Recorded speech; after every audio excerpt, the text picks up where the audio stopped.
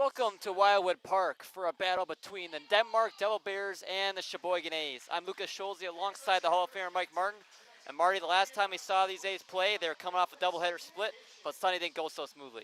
Sunday didn't go smoothly at all, and we had mentioned before the first game of the Saturday doubleheader to be in contention in the Newble, they had to win 3 out of 4, and they lost 3 out of 4. Now what they're doing, not tonight obviously, but in the Newble they're going to be playing for playoff position.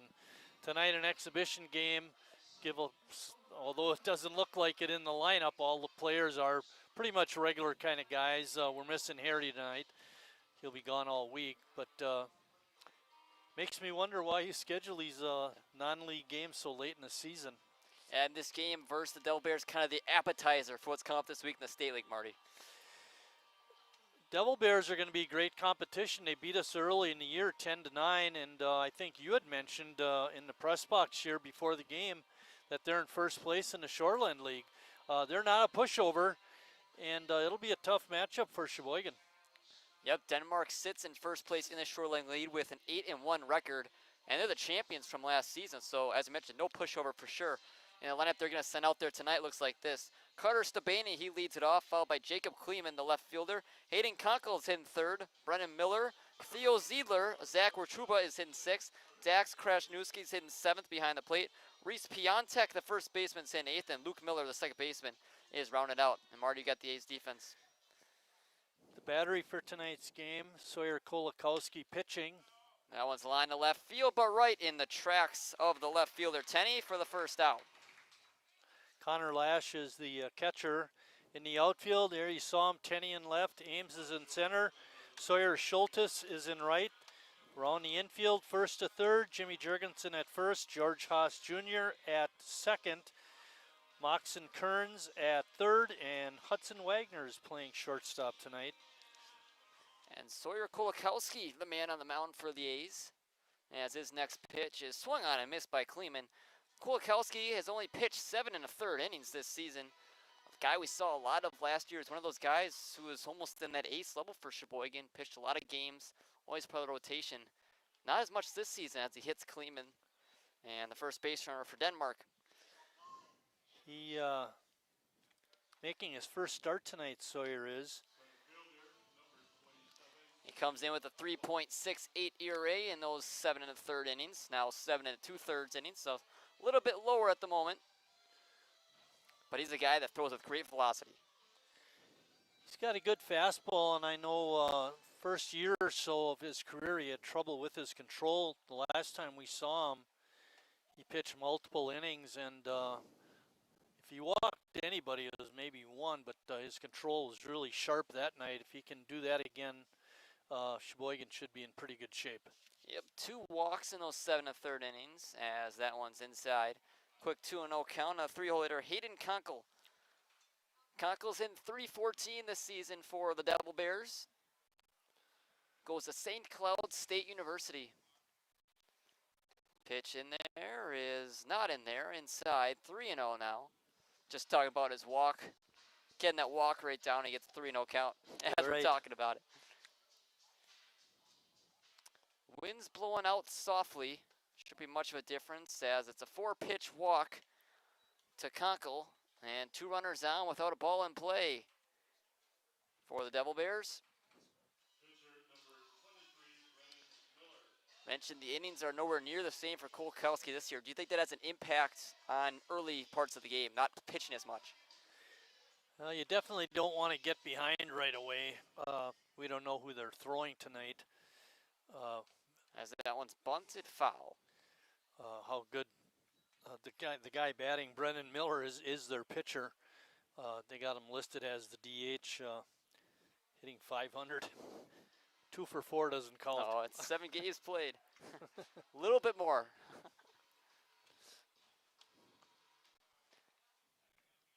Kolakowski with 2 runners on base, pitches way outside. Kolakowski was primarily a starting pitcher in high school.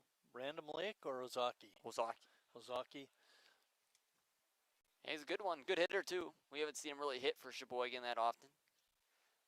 Pitch is hit softly to the mound. Kolakowski, bare hands, throws the first. Oh, just a bit high.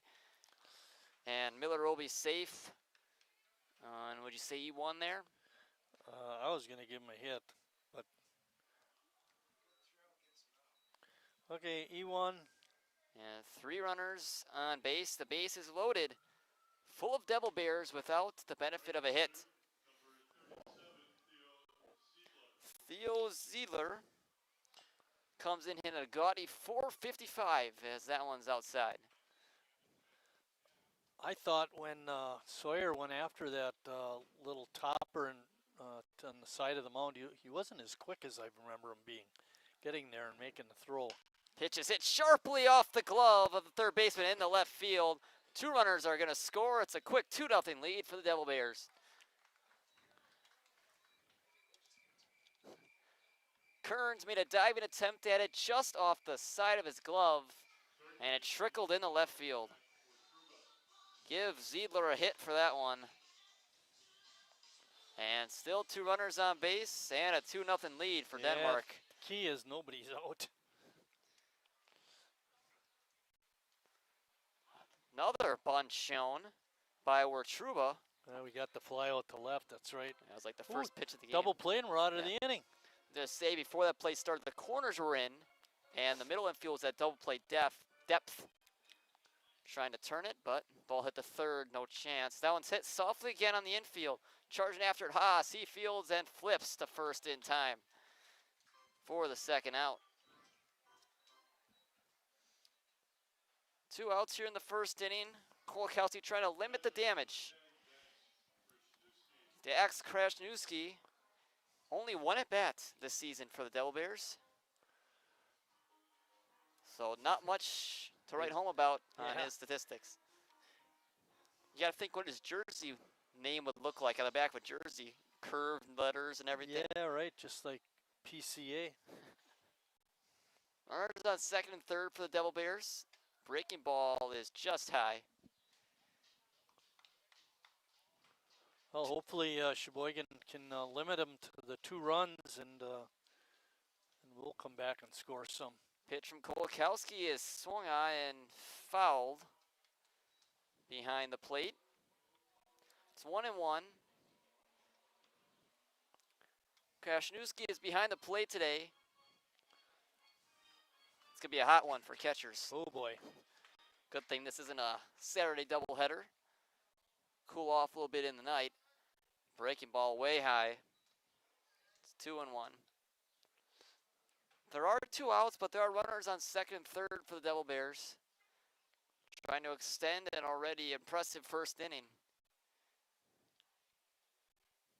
Pitch is right in there, but hit in the right center field. Diving attempt, and he made the catch. What a grab in right field by Sawyer Schultes to save 2 more runs. Devil Bears get 2, and Sheboygan coming up in the bottom of the first.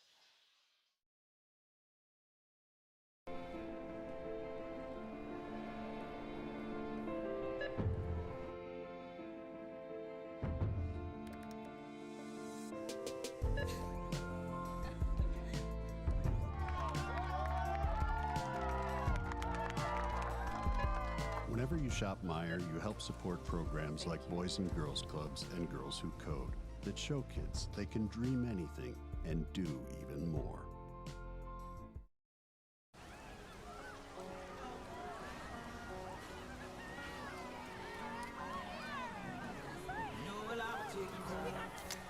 Cold beer on a Friday night, a pair of jeans that fit just right, and the radio.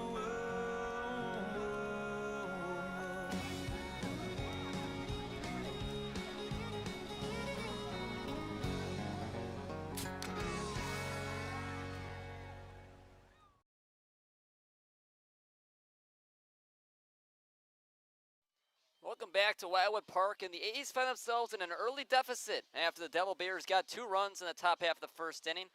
But the lineup they'll send to the plate in the bottom of the first looks like this. George Haas leads it off, followed by Alex Ames and Jimmy Jurgensen. The cleanup hitter is Connor Lash, followed by Nick Tenney, the left fielder.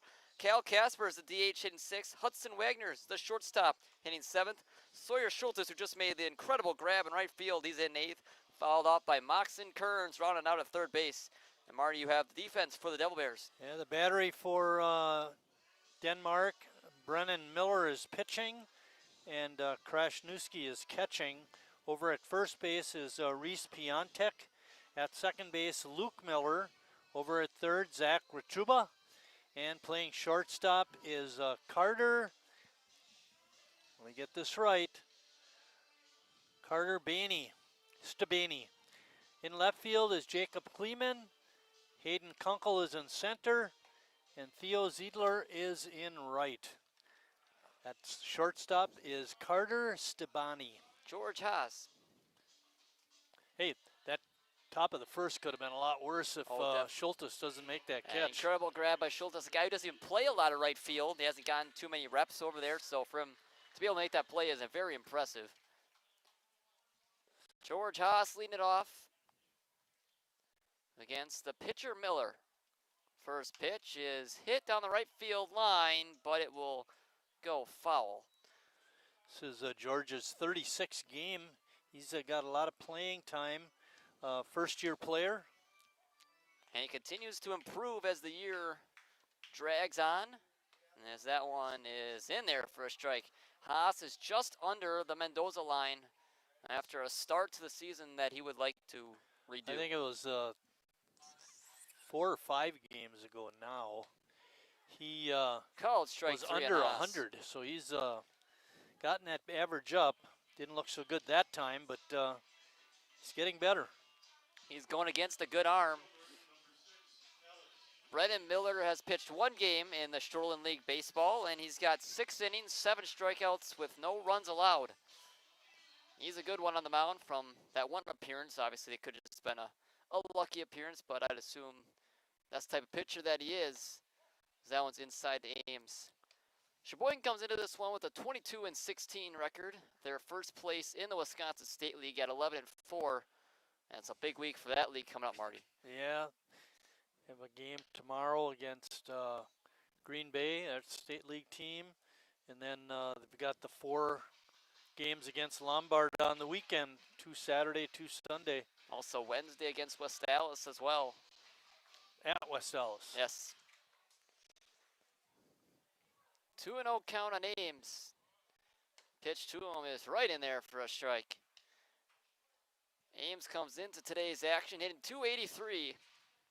He's got 21 RBIs and leads the team in hit by pitches. As he hits that one sharply up the middle, gloved by the shortstop, throws the first in time. What a play by the shortstop, Carter Stabani, to retire Ames, a speedy runner. Well, that looked like a sure base hit, but Carter had other ideas.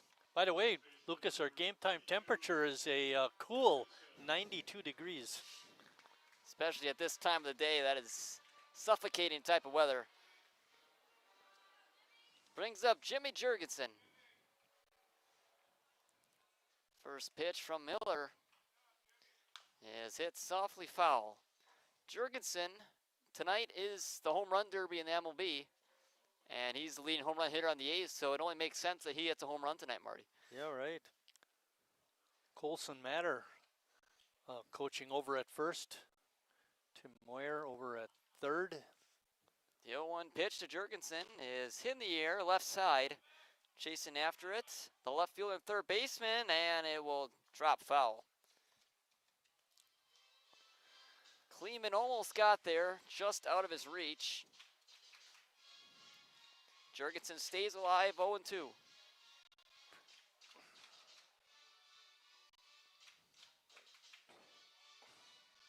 Two down in this first inning. First 2 batters went down. Haas via the K, and Ames, a great play by Stabani at short. The 0-2 count to Jurgensen is called strike 3. Got him looking on the outside corner. And an impressive first inning by Brennan Miller on the mound puts the A's down in order. 2-0 Devil Bears as we go to the second.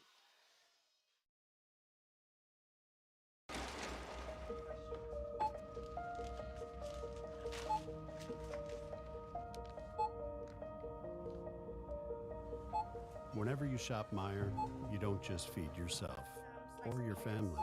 You help support programs like Simply Give that feed our neighbors in need. Thank you.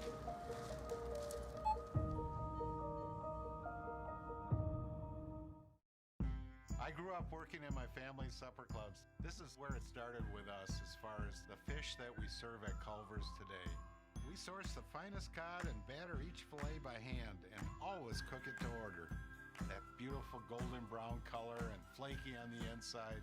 The fish fry is a Midwest tradition. It's about families coming together. I love bringing this tradition to guests everywhere. Mom and Dad would be proud. Welcome to Delicious. Wingism number 1, the Flavor Saver.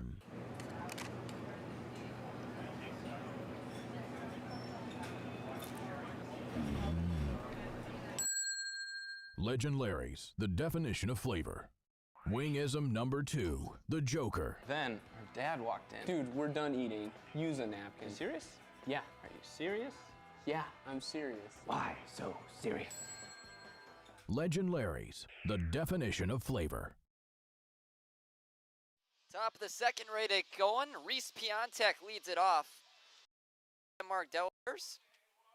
First pitch to him is low. We got to wish A1 a happy birthday. All the mascot friends are out singing him happy birthday. Big day today. And Sawyer starts off the inning with another hit by pitch. Yeah, 2 hit by pitches in 2 innings for Kolakowski on the mound. Not exactly ideal. Brings up Luke Miller. One of the things we talked about during that doubleheader on Saturday was the tough year Sheboygan is having. That one's fielding bunted the to ball. Kolakowski again. Fields, throws in time to get the 9-hole hitter Miller for the first out, but Piontek advances to second on the sacrifice. And I made up a little chart of the last, well, this would be the 6th season, but we have 72 errors in, by my stats. I know they have more now because of the weekend series, but 38 games, 72 errors. That's just unacceptable. And the fielding percentage is way down compared to the other years. And it's that kind of, it's amazing that we're still in first place in the state league. It feels like it's hurt us more in the New Bowl games than it has in the state league, which is a good thing that at least the league we're winning in, we're playing solid defense. But and the other thing that's not going to help us as we move through the season is having Neese out and Palmquist out. You know, your 2 mainstays on the left side of the infield. I think the issue is when they come, they seem to come in bunches. Like, not just 1 inning, sometimes 2 or 3. Yeah. As Stabani hits that one in the right center field gap, it'll get down and off the wall. Around third is Piontek. He'll score easily. And Schultz having trouble in right. And on his way to third is Stabani. And he'll be in there standing. A triple, or you could give him a double and an error. Either way, it's a runner on third base. And another run scores for the Devilbears. And talking about that defense, Marty. Yeah. Give him a double on that one? I gave him a double and an error because the guy reached for the outfielder reached for the ball, didn't pick it up, and once the runner saw that, he headed off to third base. So that's, you know, we just got done talking about the defense. 2 errors already.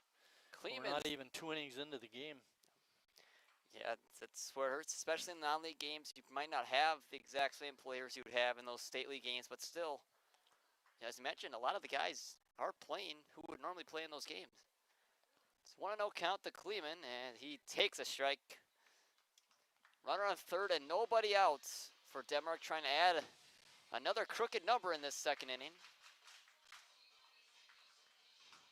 Kolakowski has not had his best command. And when he's hit the strike zone, he's put over the middle of the plate, as that one is low.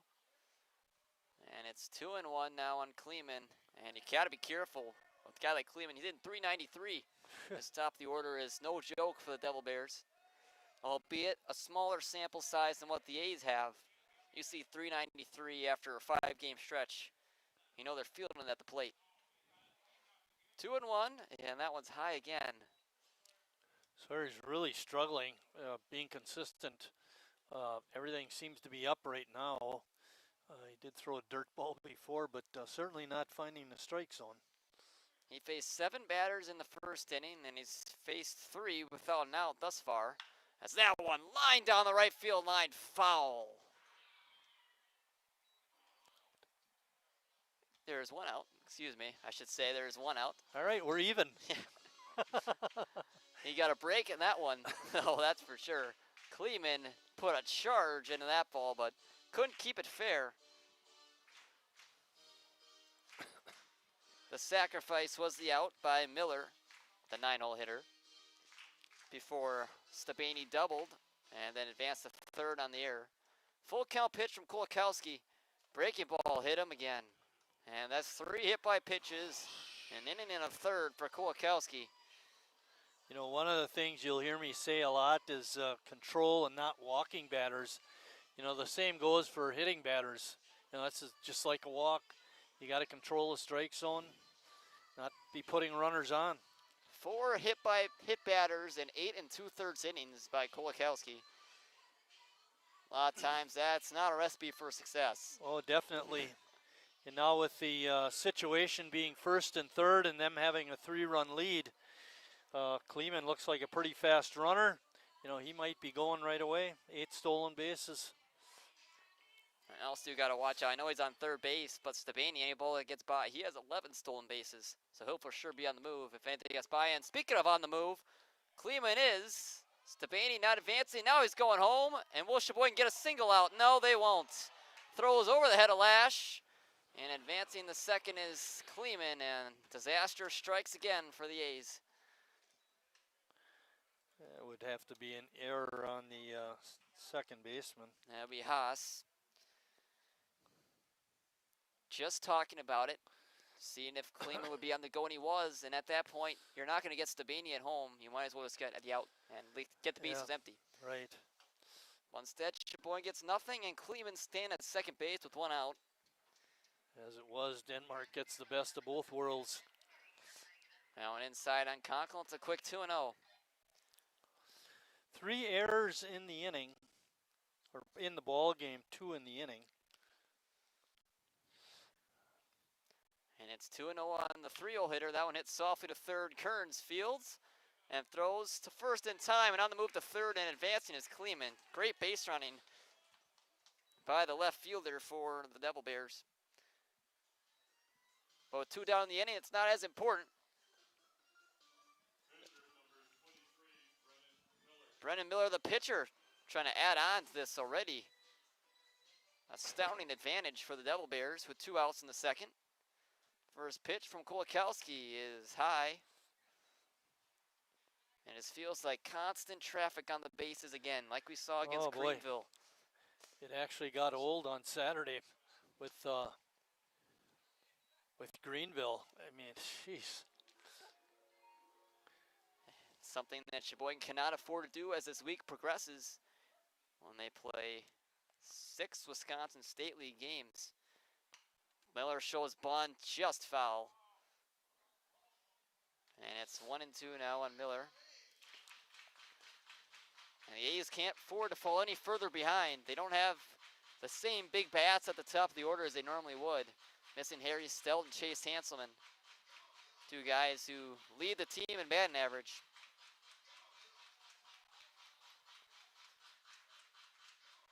Big pitch from Kulikowski to Miller.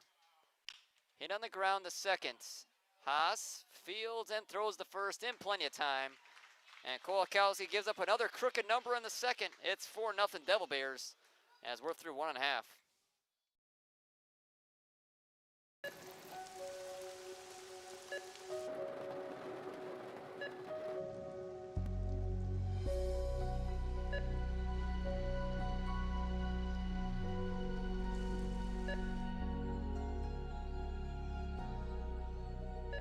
Whenever you shop Meijer, you help support organizations like Hope House Mission and New Hope Shelter that give people around here warmth, shelter, and care. Me smells the great taste of Sheboygan. What does it take to stay in business for 75 years? It's not only featuring USDA choice beef, it's not caring about every single one of our 30 varieties of bratwurst. Nope. After being family owned for 3 generations, we've learned it's about you. At Miesfeld's Market, we give back to the community and our customers always come first. Since 1941, we've been feeding our neighbors, so come by and see what we've got today. Wingism number 3, the Peter Heater. Oh, so hot. Oh, so hot! Legend Larry's, the definition of flavor. Wingism number 4, tea time. What are you, having tea with the queen?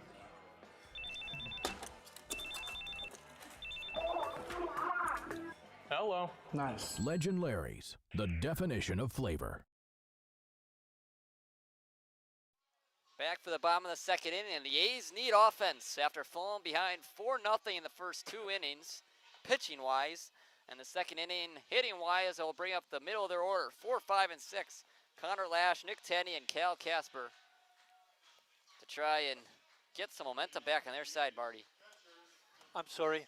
Try and get some momentum back on their side. It's been a strong start for the Devilbears. Miller looked very tough, getting 2 called strikeouts. Hopefully we can get something going here in the second. First pitch to Lash is right through there for a strike. Connor struggled early on in the season, was under 200 his first handful of games, and now nearly 270, 267. He's got 5 RBIs and 3 walks along with that average. For next pitch to him is, again, right through there. Lash has been a guy Sheboygan's relied on so heavily for offense last year. Tied for the team lead in homers with 7.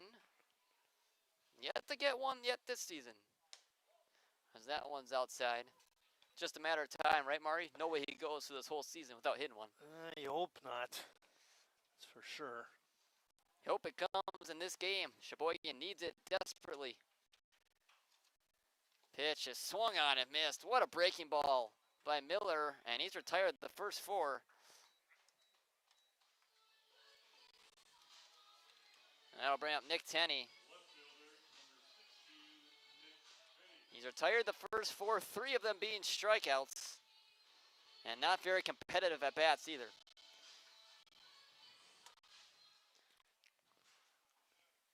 First pitch to Tenney is just missed. Tenney comes in hitting .253. He's got 11 RBIs and a home run that came in a Newbold game against the Appleton Legends in early June. Another one right through there. It's 1-1 on Tenney. Nick made a great catch in left field to begin this game. That one hit softly to the ground. More Truba. Fields throws the first in plenty of time to retire Tenney, and 2 quick outs again. I'll tell you, Denmark looks very good. Pick up the ground balls and make good throws to the first baseman, and when you don't have to field so many because the pitcher's striking out a bunch, it makes it even easier. He's looking a lot like Ethan Peters did on Saturday for the Stars in Game 2. Yes, he was a very good pitcher in that second game. Casper hits it to center, going back to center fielder Kunkel, and he makes the catch, and another 3 up, 3 down inning for Sheboygan, and it went by in a fly. 4-0 Devilbears. We're through 2.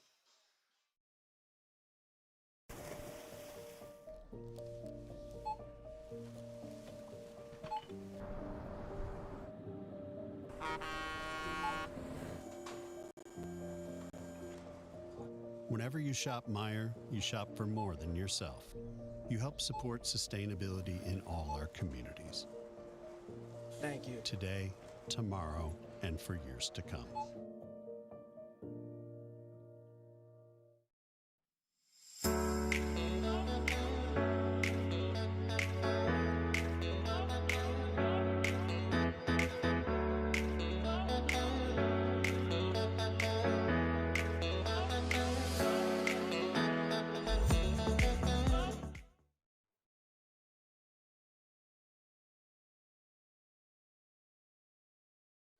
Top of the third, 4-0 Devil Bears. They put up 2 runs in each of the first 2 innings, and it's been nothing going Sheboygan's way thus far, Marty. Hopefully Kolakowski can find the strike zone more consistently this half inning. He'll see 5, 6, and 7 for the second time in the Devil Bears order. Theo Zietler, Zach Wertruba, and Dax Krasniewski. You know, when you think about it, 4 runs with only 2 hits. The walk and the 3 hit by pitches, putting a lot of guys on. Then you look at that next category on the A scoreboard and you see 3 errors. That's Yes. also a huge reason why Yeah. they're in front by 4. Scoreboard shows 2, but they do have 3. Pitch, and he another hit him by again. pitch. You got him He's under hit what's one in going every on. inning. Theo Zietler reaches on the hit by pitch. And that one got him look like the neck area.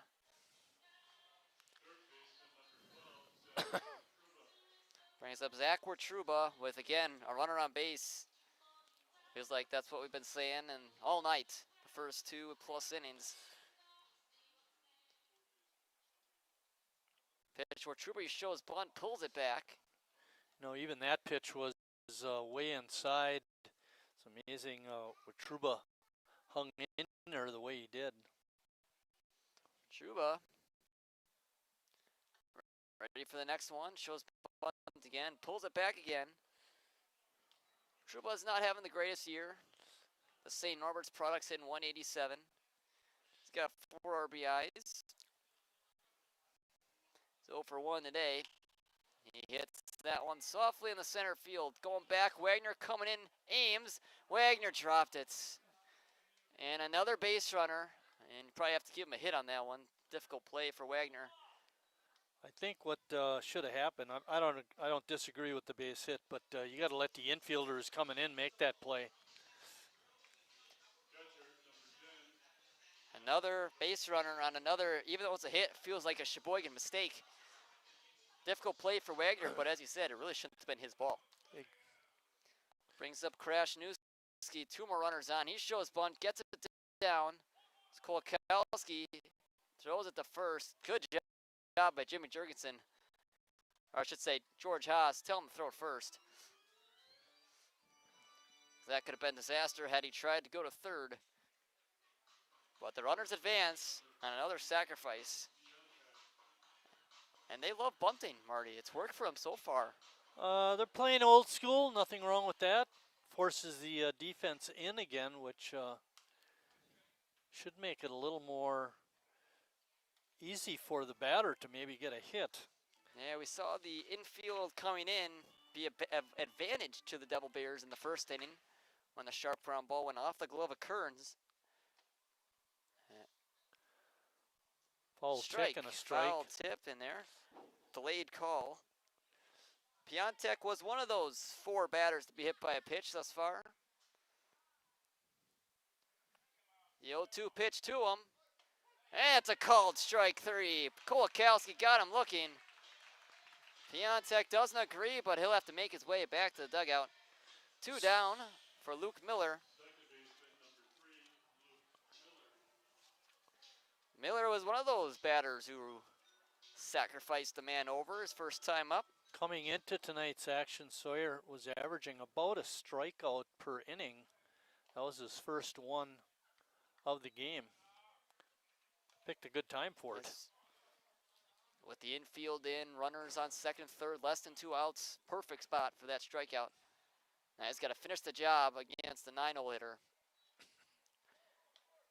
Miller showed bunt on the first pitch.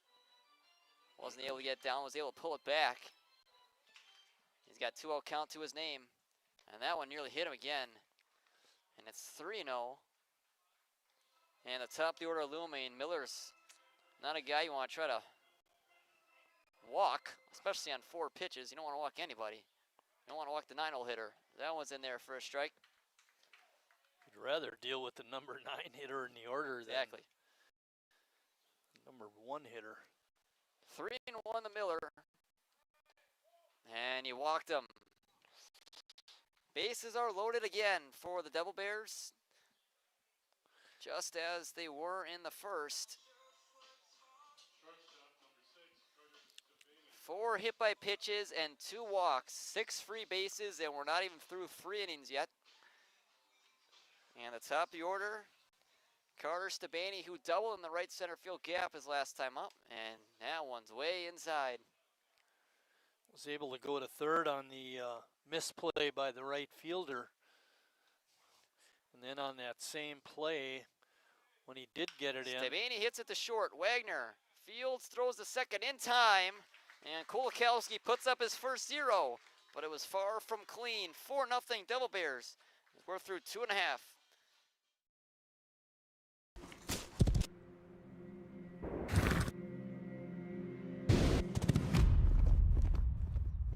Let me tell you a story about a beer rooted in the heart of America, found in a community where a handshake is a sure contract, brewed for those who found opportunity in challenge and hope in tomorrow, raised by generations willing to sip, share, risk, remember. This is a story bigger than beer. This is the story of the American spirit.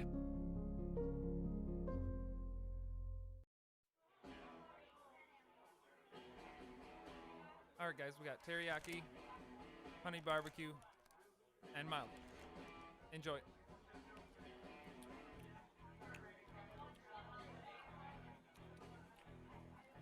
All right, DOA wings, hottest on the menu.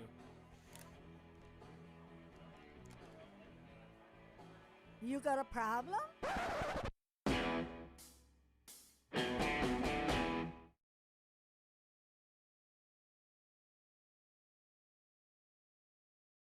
Bottom of the third, Sheboygan A looking for their first base runner, but their first competitive at bat. Feels like Miller has been mowing right through the Sheboygan A's order. Hudson Wagner is going to be the first guy to face him in the third. First pitch to him is low. 6 up, 6 down for the Devil Bears pitcher. 3 of them strikeouts. He's been all over the zone. Wagner pops it up in the shallow, or shouldn't say shallow, deep center field. Going back is Kunkel. It's off the wall, and he crashes in the center field fence. Wagner's around second, on his way to third, and he slides in there. A leadoff triple for Wagner, and you just hope Kunkel's okay in center.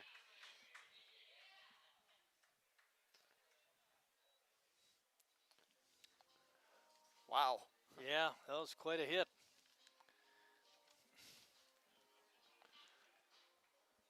That one carried, Marty. I didn't think it had that much distance on it. Yeah, for Wagner, that's his first triple of the season. Only the second triple for the A's this season. Of course, we all remember that other one, Cal Casper. Checking on Kunkel in center field.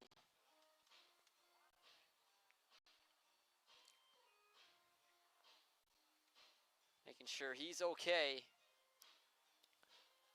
They only have 2 subs, so there's really no room for injuries. But his player health is much more important than an exhibition game. He's on his feet, as you can see on your screen.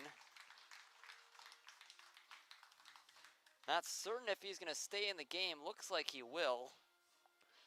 Yeah, Kunkel up, walking around. Maybe just trying to test out. See if he can carry on.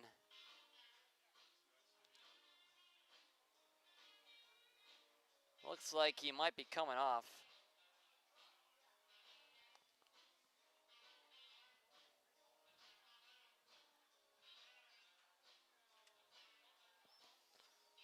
Medical kit looks like it's being ran out to him, or some sort of kit. Is that number 3 or number 2 going out? I think it's Kunkel, the center fielder. But yes, Kunkel, the center fielder, 27. was the one who ran into the fence.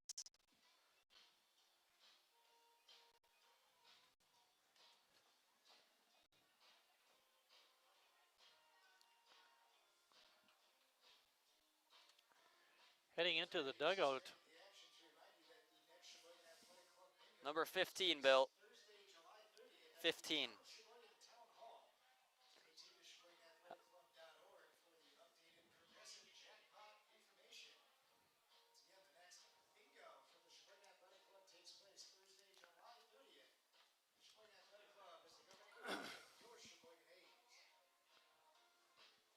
Doesn't look like a simple one-for-one substitution. It might be a one-for-one substitution, but there's a lot of movement on the defense.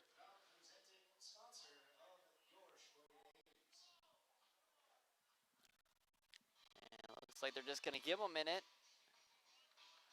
Two new players look to appear in the game. First baseman, number 5.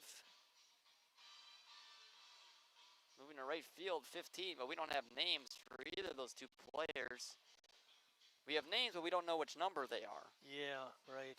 Which makes it incredibly difficult. Miller trying to get warm again. Looks like Kleeman's going to slide over to center field, and they brought in a different left fielder. No, I think the right fielder went to left, and then they brought in the guy at right.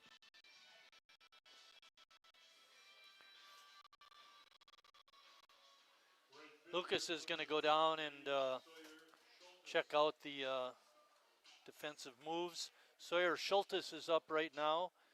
There's nobody out. Wagner's on third after hitting a long triple.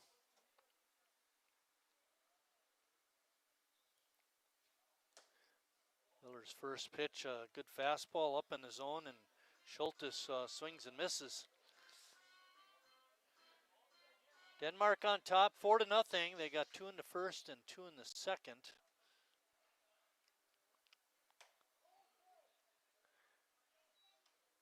A pitch just off the outside corner, looked very close. Count even at 1-1.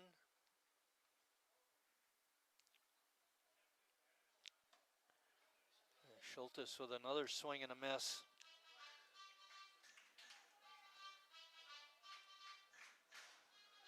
Brennan Miller looking to get a couple of strikeouts. Try to strand Wagner at third.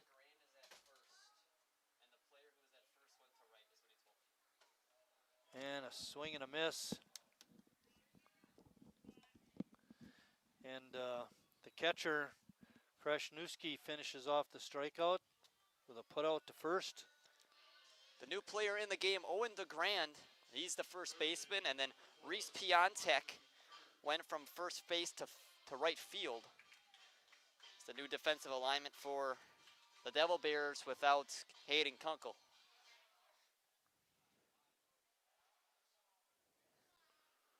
Hopefully Kunkel will be that okay. One lined by Kearns in the right field for a base hit. It'll bring in a run. Sheboygan's on the board after the base hit by Kearns. 4-1 Devil Bears.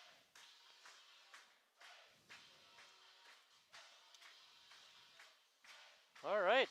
Good piece of hitting by Moxon. He's seen the ball better as well recently. He got a hit in against Greenville, and he's got another one tonight. First at bat, and now second time around the order for Miller. See if Haas can get something going here. Sheboygan already got one home in the inning. That one's in there.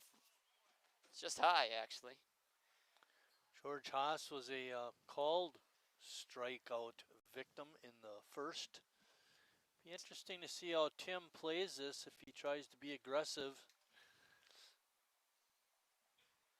Haas hits it softly to short. Stabani makes a throw, just off the bag. What a play that was by Stabani if he could have gotten it on the bag. Fielder's choice. No base hit for Haas, but nobody's out either. Sheboygan will take it. He is a special shortstop, Stabani. He makes some incredible plays. Tying run at the plate, Lucas. And Alex Ames looking for that first homer of the year. What a time it would be. A game so far that feels like Denmark has had complete control of. Seems to be shifting in this third. Ames with 2 runners on, 1 out. Now 4-1 ball game. He takes the first pitch outside. It's 1-0. And Miller hasn't been as sharp in this third inning. No, he hasn't.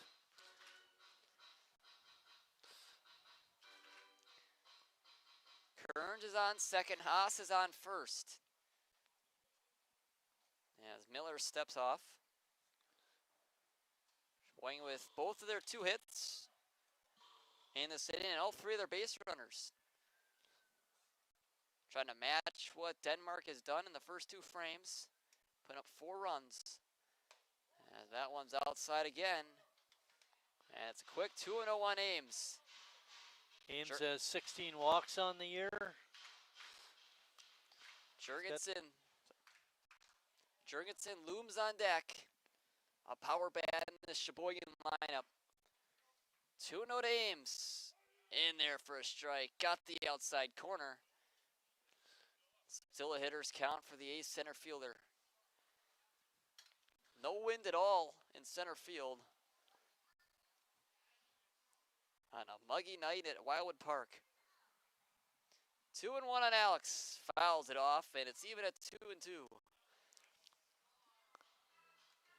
These should be the kind of nights where it's real easy for the pitcher to get loose. You know, with this hot, humid weather, get warmed up real good.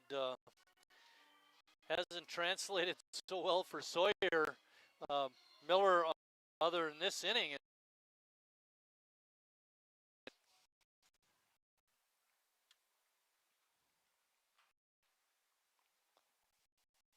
it's 2-2, 1 out.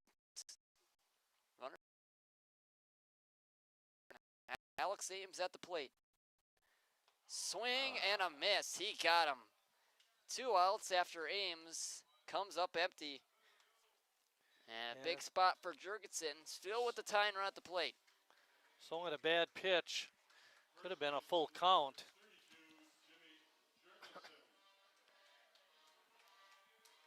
Jimmy's been struggling,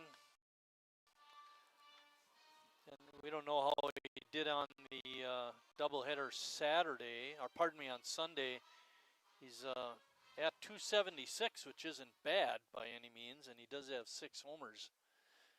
But he's left a lot of opportunities for RBIs on base. First pitch to Jimmy is low. We haven't seen him hit a home run in a while. He hit a couple in Menasha last week, but we haven't seen one at Wildwood Park. No, he hasn't had one at home for a while, is right. Since that one over the scoreboard against the Rockies. Pitch to him is hit sharply. Foul. Just foul. Missed that first base bag.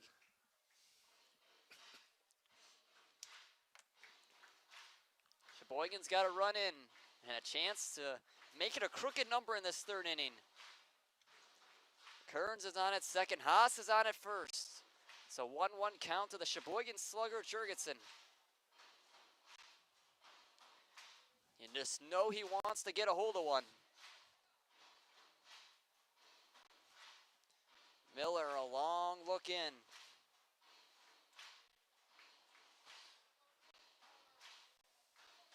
And Miller steps off and tells his catcher, Krasniewski, to come out. Trying to calm down the crowd.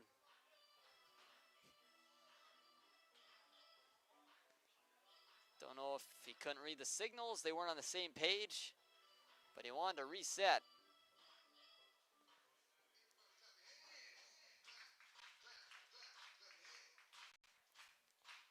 Here we go again. 1-1 on Jimmy. Gonna say they do it the old-fashioned way with the fingers. No pitch com here. Pitch to Jurgensen is high. It's 2-1. If you're Miller, you may be trying to be a little bit more careful, not trying to make a mistake to Jimmy with that base open. I'd go after him. I mean, you don't want to load the bases, I don't think. Especially with Lash on deck, maybe not the best idea. You don't want to make a mistake. 2-1 pitch is fouled off. A heavy hack. Counts even at 2-2. One pitch that seems to be a good option for Miller is that breaking ball in the dirt. A's hitters are having trouble laying off of that pitch. A lot of vertical break on that pitch. Marty Setz giving the A's trouble through the first 2 2/3 innings. Miller, the pitch is high and the count is full. Runners will be going with 2 outs. Tim Moyer, you can see him at the third base coach's box telling him, putting his fingers in a circle, wants some running on this pitch, even though there are 2 outs. Anything in the gap will for sure score 2. The pitch to Jimmy is hitting the left center field, going back. The center fielder is going to be down for a base hit. Scoring is Kearns. Around third is Haas. Jimmy Jurgensen, a 2 RBI double, and the A's are right back in it. Great piece of hitting that time by Jimmy. Picked a good spot. Ball was high and deep. Hit right at the base of the wall. Kleeman had no chance for it. And we're within 1. Jurgensen, even though he'd been struggling recently, still a very clutch player, and he showed that right there. And now the A's have the go-ahead run at the plate with Connor Lash. Jurgensen stands at second base. Pitch is right through there. Lash struck out. One of the 5 strikeouts for Miller today. He's got an 0-1 count on Lash. That one's low and outside. It's 1-1. Sheboygan, after falling behind 4-0 early, have responded with a 3 spot in this third. A chance to make that crooked number even more crooked. 1-1 pitch is right through there again. Feel like Lash wasn't looking fastball there. No, I thought the way he looked, I think he thought it was a ball. But got to protect the plate now. 1-2, 2 outs. Big spot for Lash. Pitch is hit on the ground softly to second. Miller bobbles. Lash can't get there. Miller recovers in just enough time to record the final out, but not before Sheboygan responds with 3, and they cut the lead to 1. We're head to the 4th, 4-3 Devil Bears. The estimated hold time is now less than 96 minutes.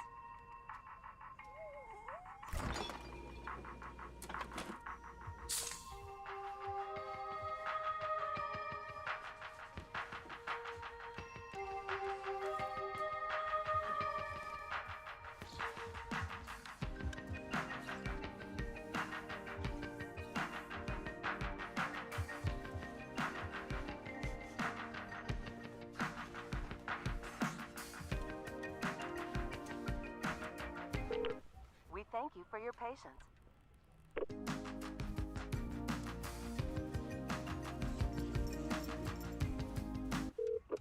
Sorry, are you still there? Yes. Okay, please hold.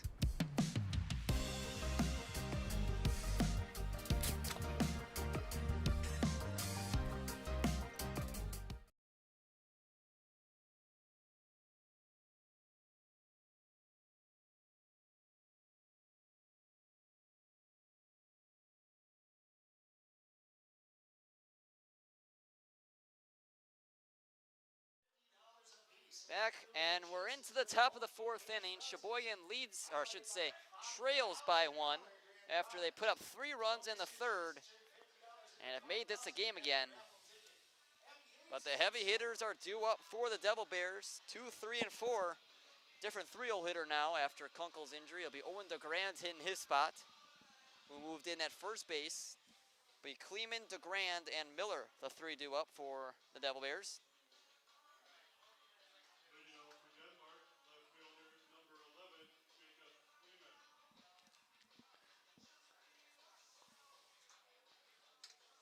And the offense has looked really solid for Denmark so far. Even though they didn't score in the 3rd inning, they left the bases loaded. They've had at least 6 batters come to the plate in all 3 innings. That's resulted in their 4 runs so far. First pitch to Kleeman. Hits it foul.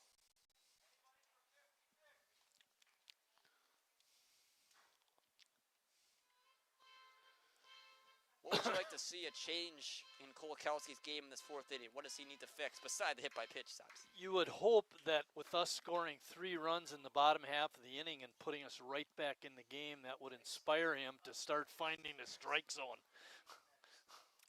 One would hope, right? Yeah, right. 1-1 the Kleeman from Kolakowski. And he lines in the right field for a base hit. It's in the strike zone, but not where you want it to be in the strike zone. Base hit for Kleeman. Lucas, I would rather see them get base hits like that than us walking guys and hitting batters. You know, make them do something. You hit a batter, you walk a batter, you're just giving them base. Exactly. They're not earning anything. Worst thing are free bases. Most frustrating for managers, for fans, for whoever, even the pitcher. And we talk about it in terms of pitching with hit batters and walks, but you know, it also happens when you have outfielders throwing to the wrong base. You know, we saw that in one of the games of the doubleheader on Saturday. Throw goes to third, and you let the batter go all the way to second. You know, why not cut it off, save your a chance for a double play? Exactly. So many little things that go unnoticed by a lot of people. And that's part of the problem this year. It's not just the physical errors, it's the mental errors. Something Sheboygan needs to clean up if they're going to stay atop the state league. As that one's fouled off by the new hitter DeGrand.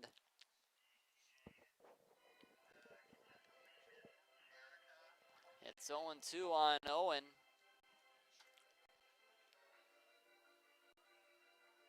DeGrand has 7 at-bats. He's got 1 hit in those 7 at-bats. Good for a 143 Has he hit batting any average. double plays yet? You don't have that stat yet.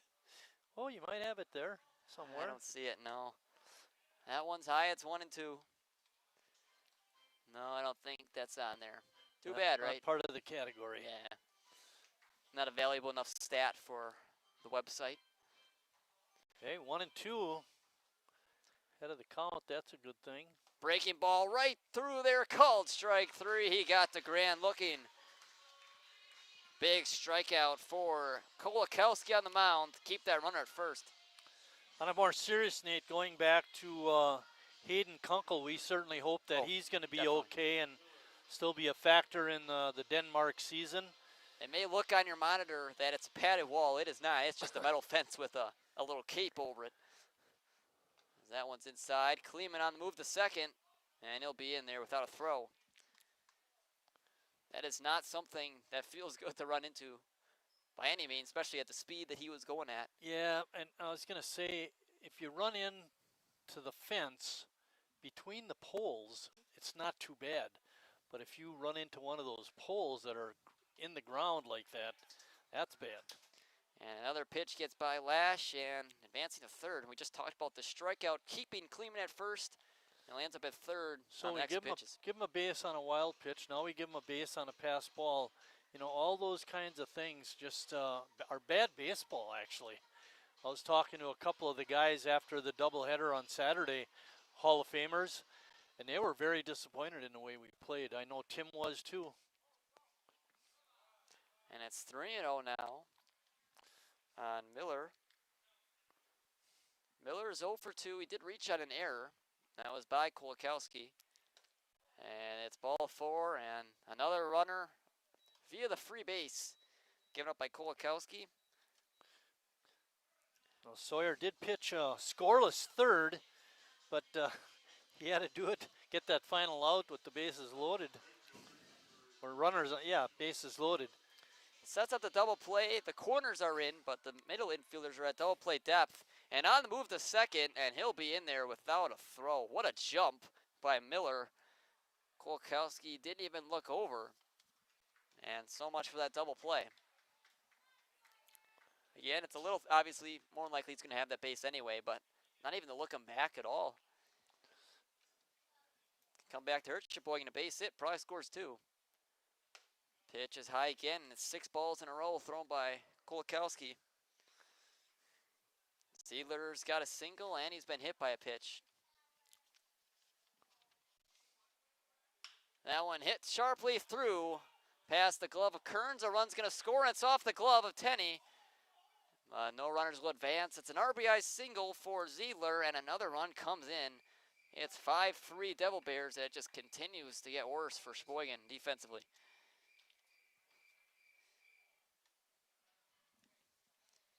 And Moyer's going to go out and chat with his pitcher, Kolakowski. See if he can clean things up.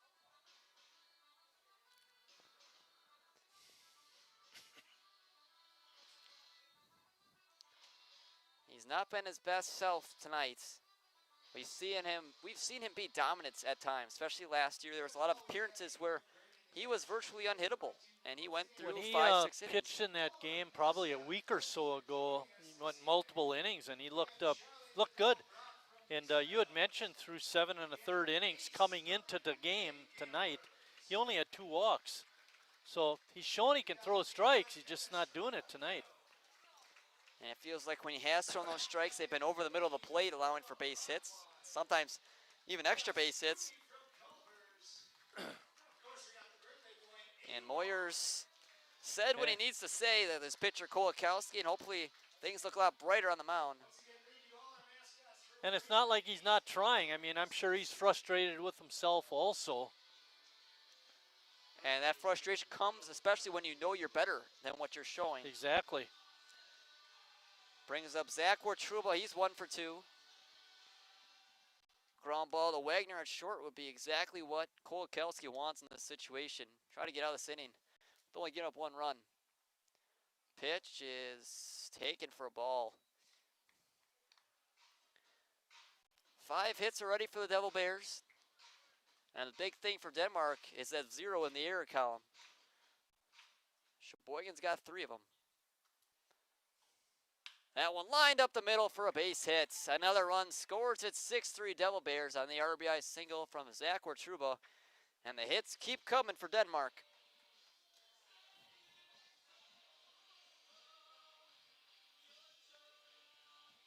I mean, what do you do at this point? It feels like up and down the order. You want to get a few more innings, or at least a couple more out of Sawyer. Again, it's probably a similar situation to over the weekend. You don't have a whole lot of pitchers. I had mentioned an inning or so ago that Colson Matter is here. Has thrown quite a bit this year for Sheboygan. Maybe not quite a bit, but enough. He's been solid in his outings as well. Krasniewski is at the plate with runners on first and second. Takes it inside. It's 2-0.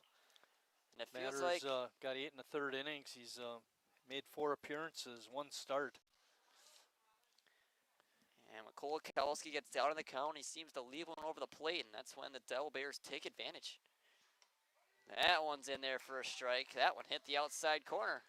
You mentioned too with a couple of these batters. I mean, they've got really good averages, high averages, and we mentioned they're in first place in the Shoreland League, so they're doing something right. And they were the 2025 champions in the league as well. So mention this team. It's at a pushover. Just because you see non-league doesn't mean that they're automatically not a good team.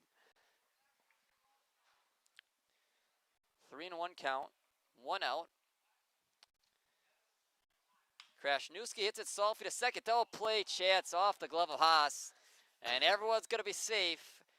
Throw back to second is not in time. Another error for Sheboygan. Run out of fingers. Another 2 spot as well for Devil Bears in this inning. And even though a run didn't score on that play.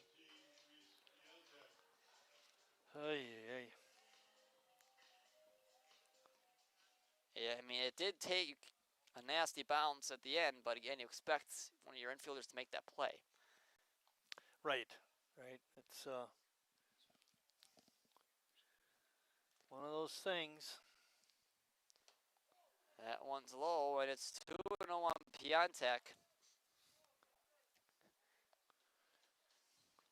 Bases are loaded for Denmark.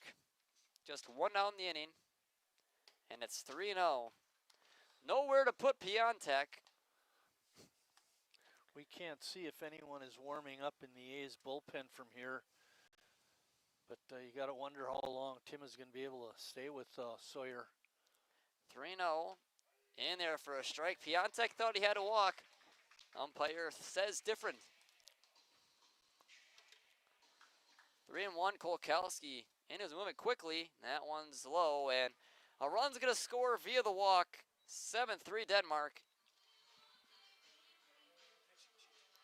And that might be the end of the road for Kolakowski. Another disappointing start for Sheboygan at home, pitching-wise. You just get those 3 runs back, and all of a sudden, again, 3 runs answered. Felt like even though Sheboygan won that game, it was the same thing that happened against Greenville, where they got those couple of runs, and immediately after, Greenville got more. Yeah, it's been a struggle, that's for sure, the last week or so with the A's. And you were right, Marty. Colson Matter will be the one to replace Kolakowski. Hoping to change things on the scoreboard, or at least keep them where they are. I shouldn't say change them. We don't want it to change anymore in Denmark's favor.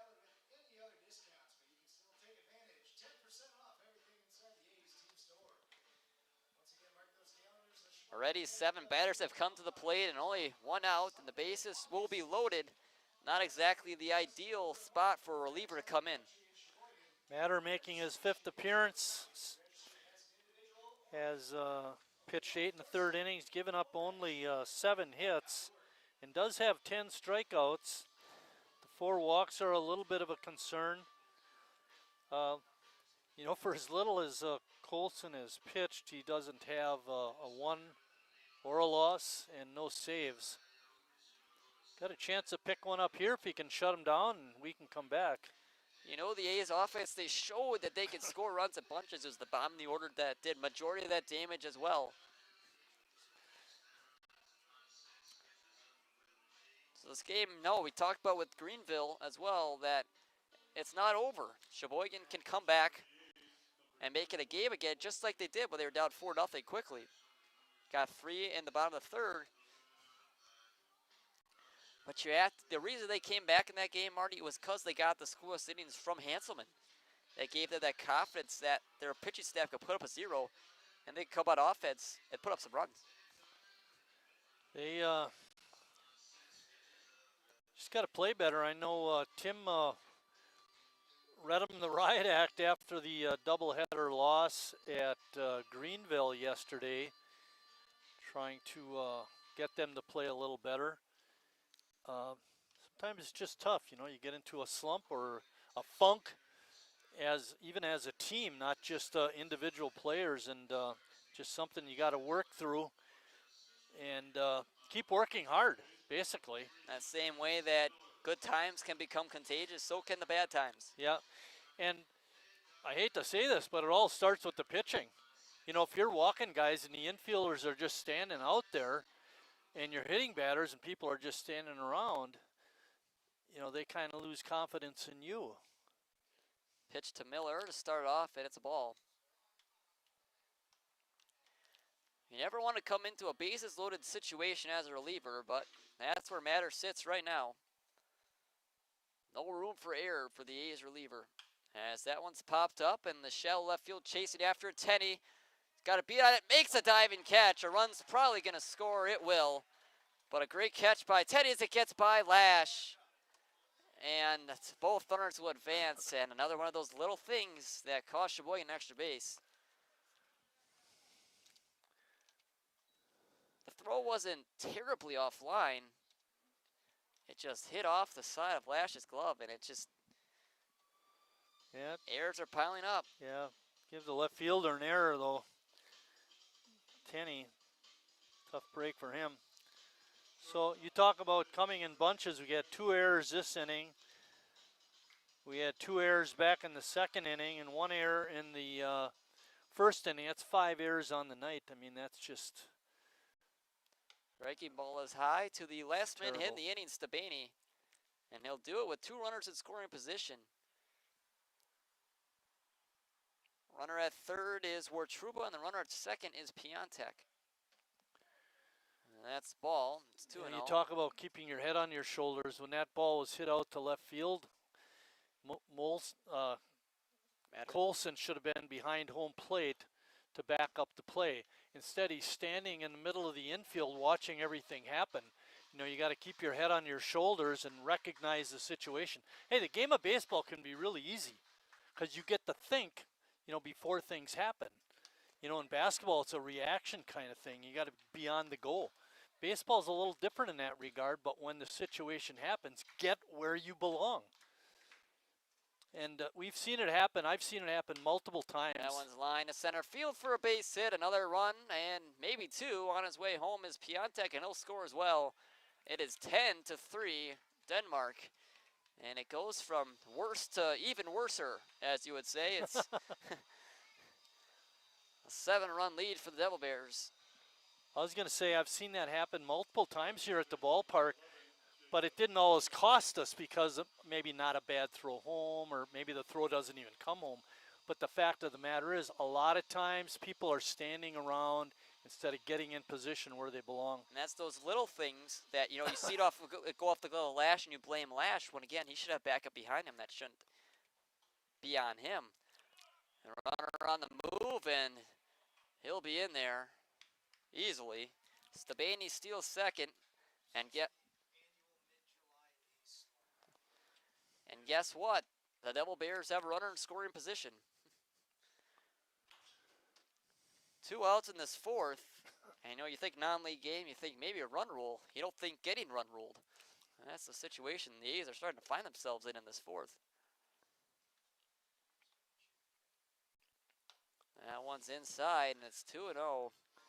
And just to be very cynical, maybe a run rule would be good for us, and you wouldn't have to watch this for another 2 innings.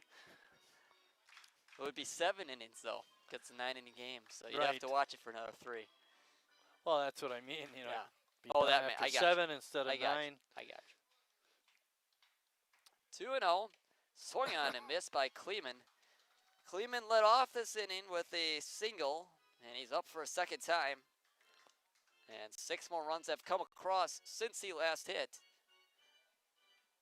And you think Sheboygan come back in this game, the crowd starts to get back in it, 4-3, and then you just get doubled up. Yeah. Amazing. 10-3 the score, and it's 3-1 on Kleeman.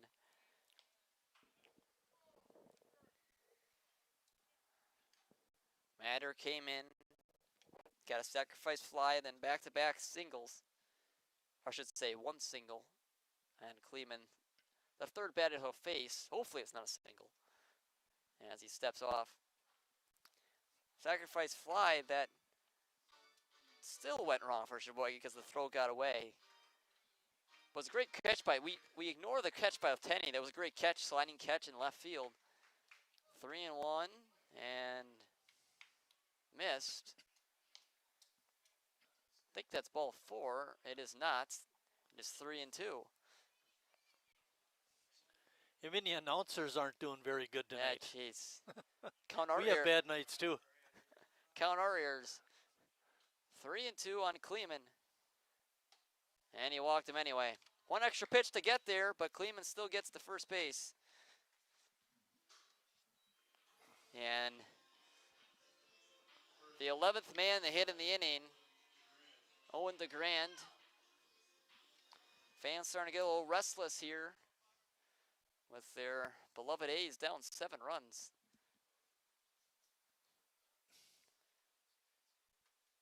That one missed as well. Sheboygan coming up next, because we're already looking ahead. Green Bay tomorrow, a big game for Sheboygan, a big week really. Green Yes. Bay, West Dallas, Tuesday, Wednesday. And on the move to third, and that one's going to get by. And both runners advance anyway on the stolen base. Stabaney to third, and Kleeman to second. But you got to give it to the Devil Bears. They play really good baseball on the base pass, bunting wise, and they just do And everything they're not right. taking their foot off the pedal. Yes. You know, you got to play ball if you're going to play against Nor them. should you. Up by 7 runs. They saw what Sheboygan could do, put up 3 runs in a short period of time. Swung on and missed by DeGrand.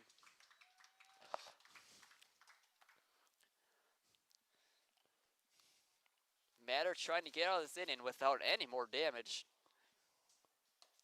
2-2. He's come back into the count. Go back to Sheboygan's schedule. They go to the Newble game Thursday at home against Menasha. Then a huge weekend series against Lombard Saturday and Sunday at Lombard. As the count There runs have full. been other umpires here this year that would have been a strike. I'm sure. 3-2, runners on second and third. Big pitch for Matter. And that one's hit softly. Foul territory, chasing after it. Kearns, and he won't have a play. Good hustle by Moxon. There aren't many players that play the game of baseball that could have gotten that one. Count remains full. 7 hits on the 10 runs for the Devilbears, courtesy of some mental mistakes from Sheboygan, as well as the free passes and hit by pitches. 3-2, 2 outs. Colson Matter the pitch. Hit sharply right at Jurgensen. He makes the catch. And after a torturously long 4th inning, Denmark comes away with 6 runs, and they lead it by 7. 10-3 Devilbears. We're through 3.5.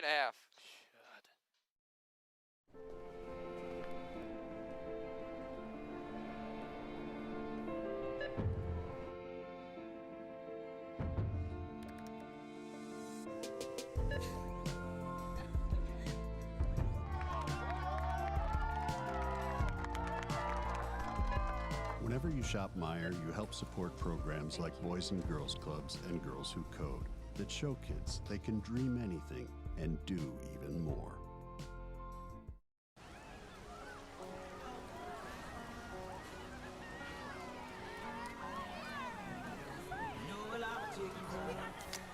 Cold beer on a Friday night, a pair of jeans that fit just right, and the radio.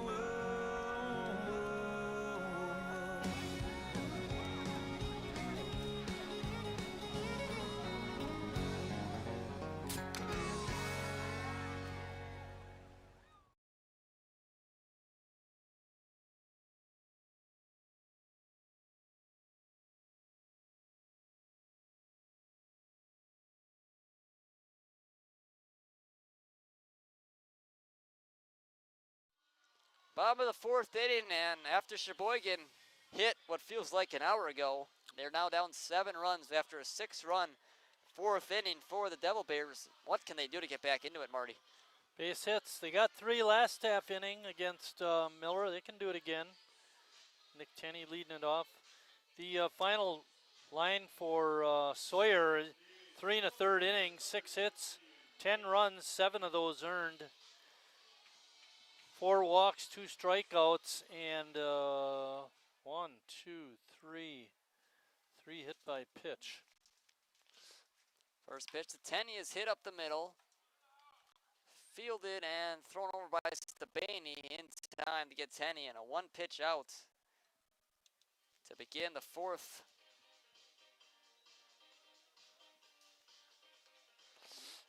Brings up Cal Casper.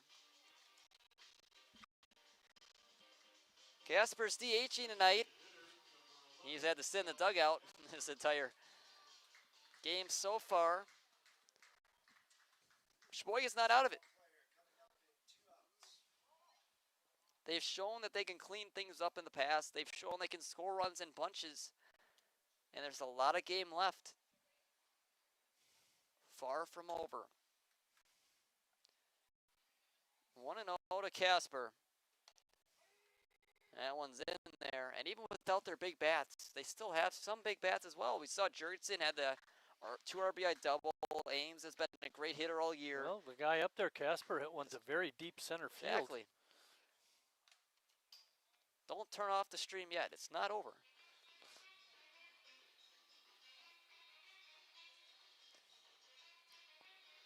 If Sheboygan can clean it up defensively, start putting up some zeros, and just add on every couple innings, couple runs every couple innings. You can't get it all back in 1 inning, more than likely. It's going to have to come steadily throughout the game. 1-2 pitch to Cal is swung on and missed. But what makes it difficult is the arm that the Devilbears have on the mound. He is special. 6 strikeout by Miller. Brings up Hudson Wagner. He's in 257 this season. Did I mention Miller has no walks or hit by pitched batters? Yeah, just that 3 hits in the 3rd inning. But ever since then, or every other. Well, I think we got a break there. Looked like Hudson may have swung. The appeal by the home plate umpire to the base umpire, he said no swing. Sheboygan needs all the breaks they can get at this point. It's 1-0 to Hudson. That one is way high. Wagner tripled his last time. Just a bit inside. Wagner tripled his last time in the right center field, deep right center field off the wall. That's what injured Kunkel, the center fielder. That's why DeGrand is in the game now. That one outside is 3-0 on Wagner. This is the part of the order that did the damage. Wagner started off, he led off that 3rd inning with a triple. Kearns brought him in. Haas reached out a fielder's choice, and Jurgensen brought them both in. 3-0, and it's ball 4, a 4-pitch walk to Wagner. Just his 3rd walk on the season. Wagner, not a big walk guy. Hey, anyway, everything on after base 2. at this point. What? What'd you say? Everything after 2. Yes. 2-out rally, hopefully for Sheboygan. Sawyer Schultes looking to continue that 2-out rally. He came in this game hitting 250 and just 12 at bats. Hasn't had a lot of opportunities this season, but big spot for him here to keep the line moving. 0-1 to Schultes is high. It's 1-1. Sheboygan minus 3 starters. Palmquist and Neese due to injuries, and Harry with family commitments. And also Hanselman not here either. Yep, Hanselman's another guy. There's a 4th guy not here, starter. Definitely a different lineup than what we saw early in the season. That one's in there for a strike. You look at the opening day lineup compared to what we have now. There was no Lash, and now we don't have Harry and Jacob and Riley and Chase, as you mentioned. A lot of moving parts. 1-2. Schultes waves and misses, and he caught it. And that'll end the inning. Sheboygan gets a 2-out walk, but that's all they get. Not able to dig into the Devil Bears' advantage. Still 10-3 Denmark as we head to the 5th.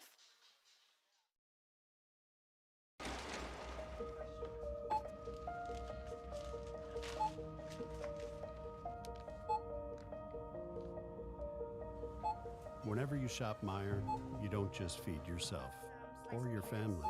You help support programs like Simply Give that feed our neighbors in need. Thank you.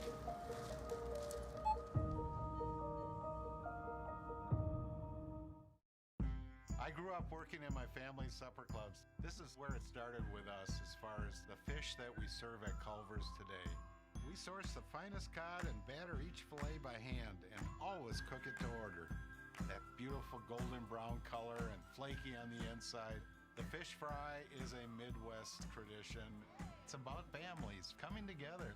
I love bringing this tradition to guests everywhere. Mom and Dad would be proud. Welcome to Delicious. Wingism number 1, the Flavor Saver.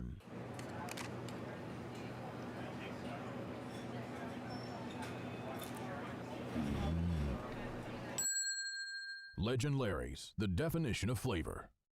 Wingism number 2, the Joker. Then her dad walked in. Dude, we're done eating. Use a napkin. Are you serious? Yeah. Are you serious? Yeah, I'm serious. Why so serious? Legend Larry's, the definition of flavor.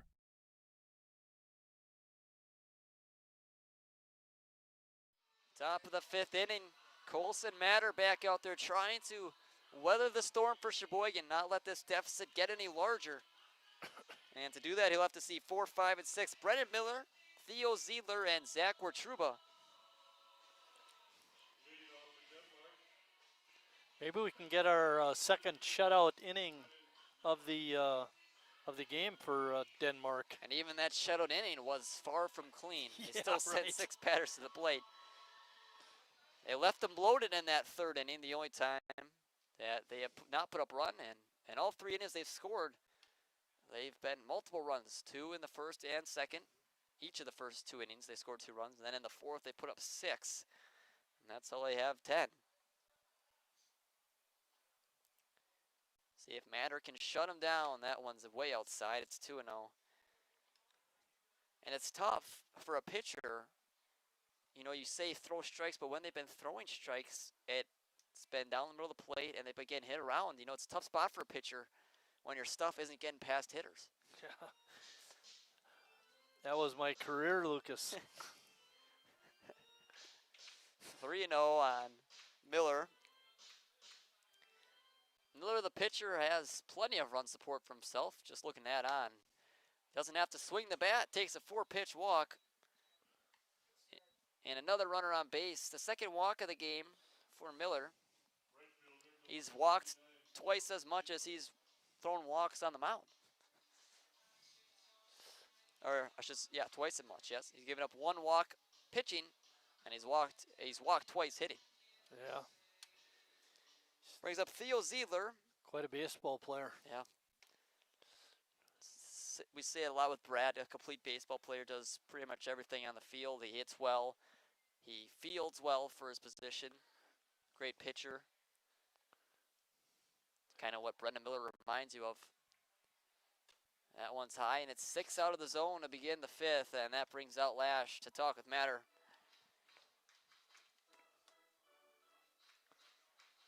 It's getting in dangerous territory now for Sheboygan. They were down to 4 runs. They got 3 back, and then immediately Denmark answered with 6 more of their own. Denmark does hold the season series advantage with Sheboygan. They won the first meeting 10-9 in Denmark. Very early in the season. It was the second game of the season for Sheboygan. So they're averaging 10 runs per game against the A's. So that one is low. 7. That's really outside. only like a game and a half. Still got a long way to go. Matter looking to find the strike zone. Doesn't want to make a mistake. Ziedler, who's 2 for 2. And his ball 8 straight outside the zone. And it's been a frustrating appearance for Sheboygan pitching. Very frustrating game if you're an A's fan to see this happening. Death by 1,000 cuts. A couple boulders in there as well. They've had some hard hit contact, but a lot of walks, a lot of errors. Zach Truba at the plate with 2 runners on. And there it is. That ends the streak. First pitch in there for a strike. Somebody up here giving him the Bronx cheer. Matter, the pitch is line in the left center field. That's going to get in the gap. Around third and scoring is Miller. And on his way around third as well is Ziedler on his way home. And there will be no throw. It's a 2 RBI double. And it just keeps getting worse for Sheboygan. 12-3. 8 unanswered runs for the Devilbears. And this is not what we expected to see tonight. Not this, that's for sure. We knew Denmark was a tough club, and being down the number of players we are, but still not this bad. Runner on second base, Ziedler, or I should say, Truba, who just hit the double. Ziedler scored on that double. Krasniewski. That's his last name. Yes. Dax Krasniewski. 1-1 to him. His parents were very kind to give him a 3-letter first name to go with that real long last name.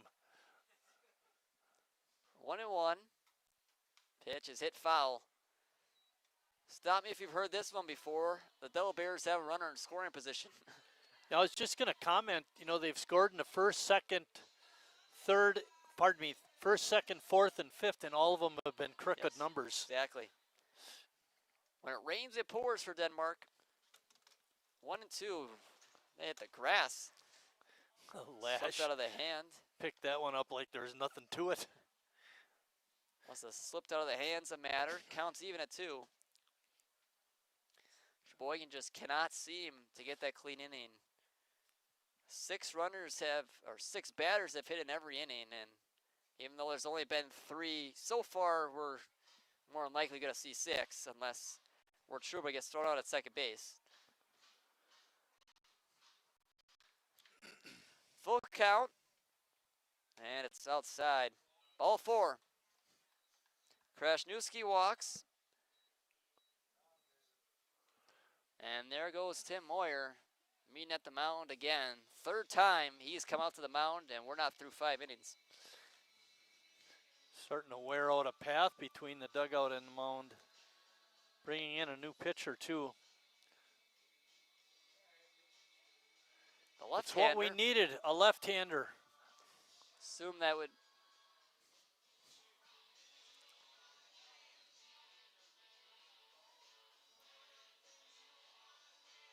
Sheboygan in desperate need of a pitcher who could get them outs. Kolkowski struggled. Matter has struggled.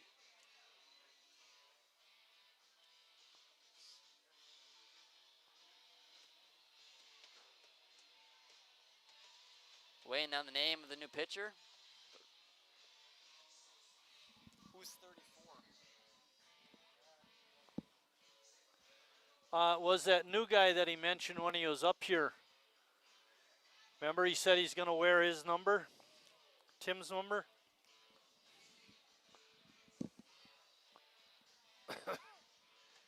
CJ looking it up on updated A's roster, seeing if we can find who this kid is. Yep.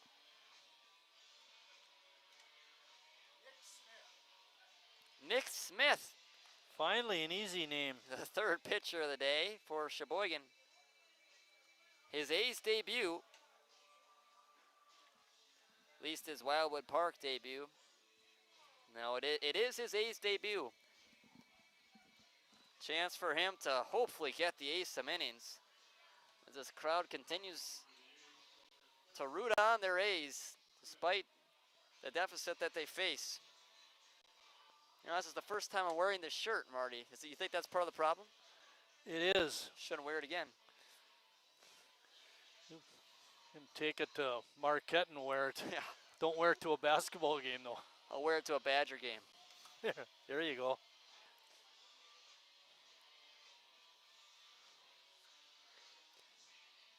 Nick Smith. First batter will be Reese Piontek, the 8 hitter.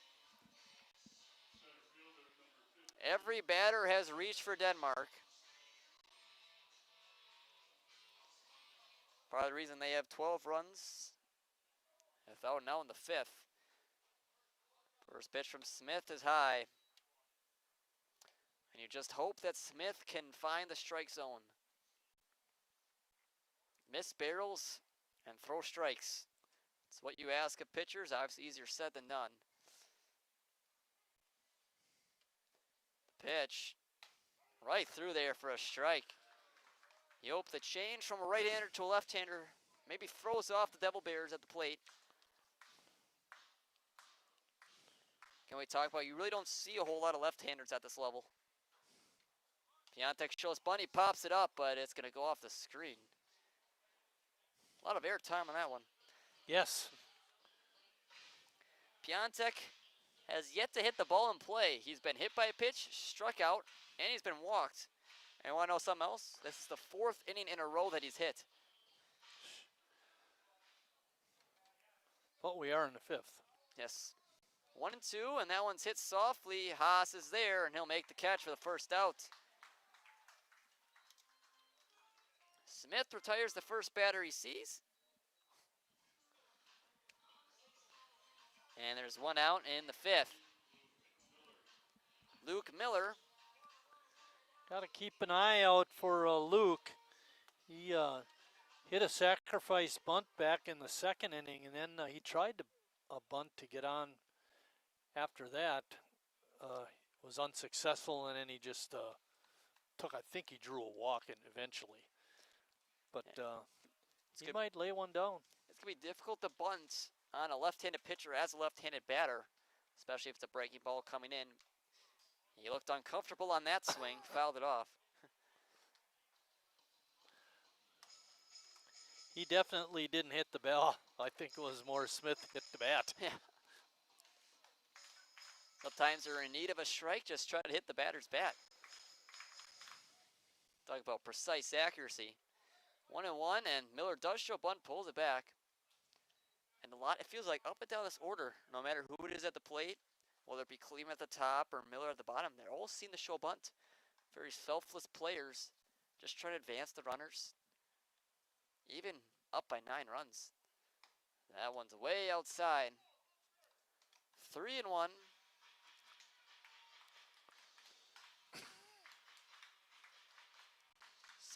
Smith came in with 2 runners on base. They're both still where they started at first and second.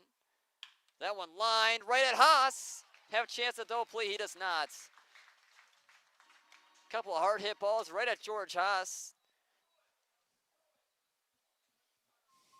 And there are 2 outs. Good job, Lucas. Me. Good job. You got the outs right. Yeah, thank you. Yeah, right? Brings up the top of the order. And Stabaney, and Carter Stabaney has hit in all 5 innings. It's his 5th at bats. He's hit in the 1st, 2nd, 3rd, 4th, and now 5th. You don't see that very often. No. It's a good day for the offense, is all you could say when you see that stat. It's 2-0 now on him.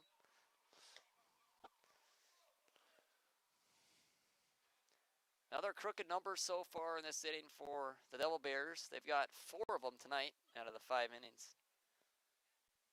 It's 2-0 on Stabaney.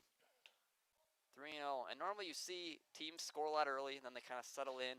Just doesn't seem like that's happening. It's all team. About the pitching. 100%. Yes, you've been putting too many guys on. Too many strikes right down the middle. 3-0, and that's ball 4. Bases are loaded. Give Denmark credit. I mean, they're not, like I mentioned earlier in the game, they're not taking their foot off the pedal either. By no means. Brings up Kleeman.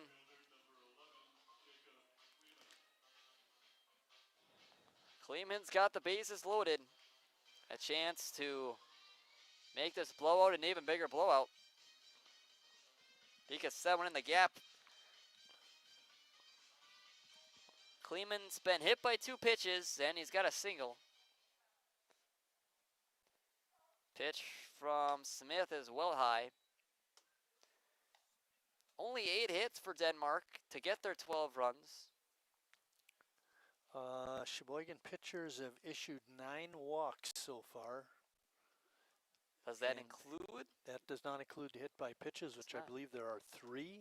That is 12 free bases, and that is what you cannot afford. 2-0, and Smith in danger of walking in a run. Wouldn't be the first time that A's pitcher has done that tonight. It's difficult for a pitcher when there's always runners on base, and again, that's partially their fault, but especially for a reliever to come in a situation, both relievers have come in with multiple runners on base. Yeah, they're pressure situations. No matter what the score is, there's always that pressure when runners are behind you. 2-1, and it's ball. It's 3-1, and no room for error for Smith. And if don't want to make a mistake either, sure Kleeman's ready to take a big hack if a mistake pitch is thrown. And that's ball 4. And the lead extends to double digits, 13-3. And now that run rule is in play. And we're still 2 innings away from it.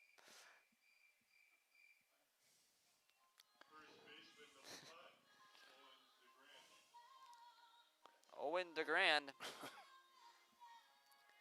3 walks are the 3 batters on base, all reached via the walk, as DeGrand swings and misses. I shouldn't say all Denmark Devilbears have reached. All their starters reached. DeGrand is 0 for 2. He's a lifesaver. If you're an A's fan. 1-1. 13-3 Devilbears. Not too long ago, Sheboygan just put up a 3 spot, and we're right back in the game. But 9 unanswered runs will put you right back out of it. Although Owen sort of got robbed his last time. Definitely. He hit a screaming line drive right at Jimmy, who caught it. Could have easily been extra bases right down the line. 2-1, and it's low. Smith retired the first 2 he saw, but ever since, that's only been 1 batter, but his command hasn't been as sharp. 3-1, again, no room for error. That's in there for a strike. A pitch away from limiting the damage. 2 outs in the 5th. The pitch from Smith is hit foul. Halfway You mentioned down. that Denmark is batting around again. Yep. They did it in the 4th and now here in the 5th. They sent 11 to the plate in the 4th, and now they've sent 9 to the plate in the 5th. Krasniewski has a enormous secondary lead going. Called strike 3. He got the grand looking, and Sheboygan limits them to 3. It's a 10-run deficit, 13-3 Devilbears. We're through 4.5.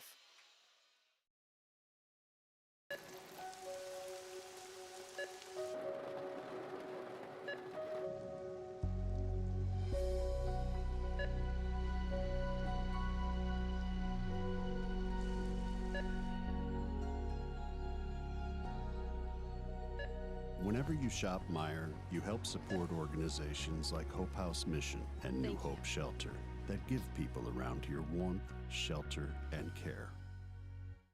Me spells the great taste of Sheboygan. What does it take to stay in business for 75 years? It's not only featuring USDA choice beef. It's not caring about every single one of our 30 varieties of bratwurst. Nope. After being family owned for 3 generations, we've learned it's about you. At Miesfeld's Market, we give back to the community and our customers always come first. Since 1941, we've been feeding our neighbors, so come by and see what we've got today. Wingism number 3, the Peter Heater. Oh, so hot. Oh, so hot. Legend Larry's, the definition of flavor. Wingism number 4, tea time. What are you, having tea with the queen?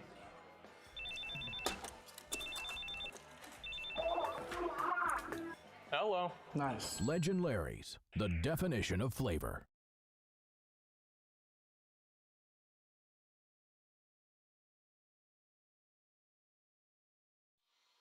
I got a feeling that Ace, the Gamblers mascot, is going to be suspended for a couple games for throwing the race. He didn't even try.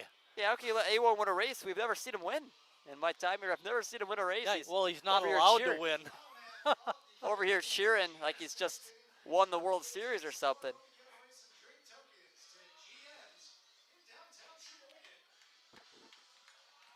(13-3) is the score. 9-1-2 due up for Sheboygan. Max Ed Kurz, George Haas, Alex. You know, we could have Ace come up here and do a little interview, but how could the fans mascots read his don't sign talk. language because he doesn't talk? Mascots don't talk. You know, I was thinking of doing a cover school a day with A1, but what good would that be? Yeah, Doesn't right. say anything. He doesn't say anything. I could have had him in the back. Scoopy, Culver's scoop of the day would have made the most sense, I guess. Looking back at it. Yeah, where is he? Where is Culver's scoop? He was here. Yeah, I saw it. Quick 2-0 on Kearns. Big mountain to climb, but it's not as tall as Mount Everest. Still a chance for Sheboygan. Right now, their goal is just to get the lead out of double digits. Try to play 9 innings. I think we Kearns got fouls it off. a different pitcher out there. Brennan Miller, it's number 3. Luke Miller is now pitching. No, I wouldn't have made a mistake had I said Miller on the mound then. No, you're right. I don't know. Is on third. 2-1 on Kearns. He hits it foul. Kearns, unlike Denmark's players who've come to the plate 5 times now, Kearns has only been to the plate once. It's a difference in both sides to this point. But he singled, so he's in the 1,000 today. So Brennan goes 4 innings. He can't get the win. Unless it goes 7, he could. Yeah, I suppose then. 2-2, Kearns fouls it off.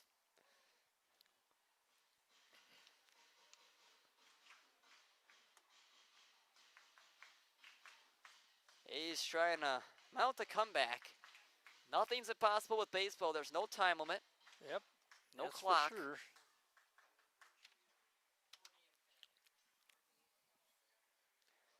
2-2 to Kearns.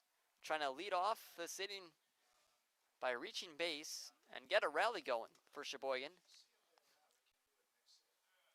2-2 pitch right through there, called strike 3. Kearns is gone. And another strikeout for Denmark pitching. Brings up George Haas.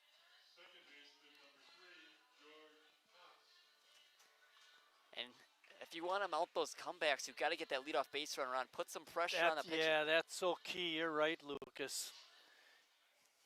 It feels deflating, especially called strike 3 again. It's a great pitch. You got to credit the pitching staff for what they've done.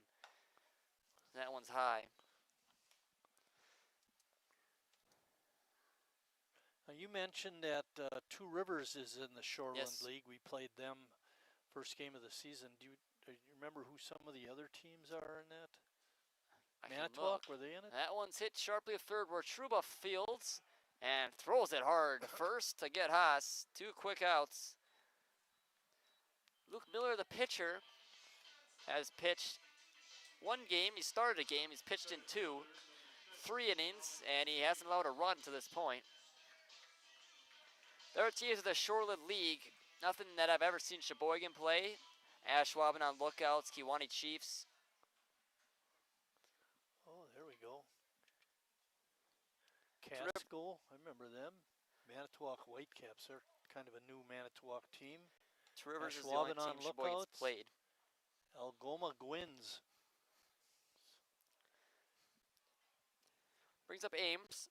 Took a ball. Yeah, some of those teams are the same from when I played with Howard's years ago. That one's high again. Was Howard's in the Shoreland League? They were. I believe they're in the East Shore League now, which is basically a Sunday league. They play 99% of the games on Sunday. Sheboygan has played Howard's Grove. Played them Yes. a few years ago. Yeah.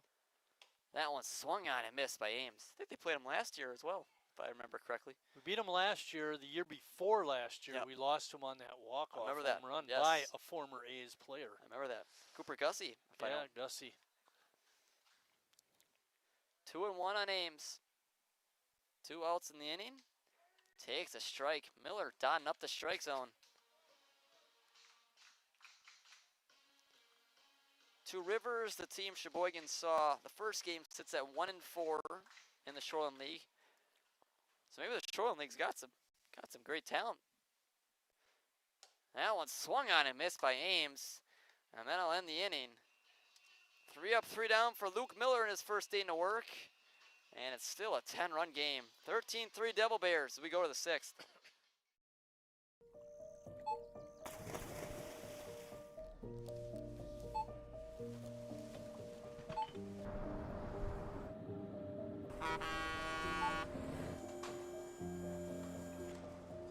Whenever you shop Meijer, you shop for more than yourself. You help support sustainability in all our communities. Thank you. Today, tomorrow, and for years to come.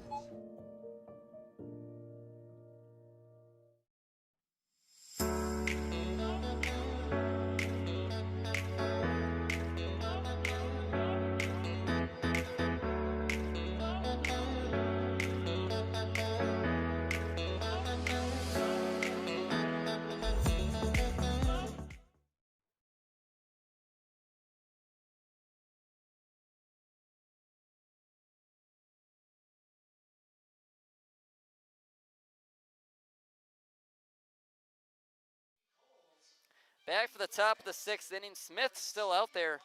Marty, you want to talk about the upcoming schedule that the A's have? Ooh, I could be the answer to a trivia question.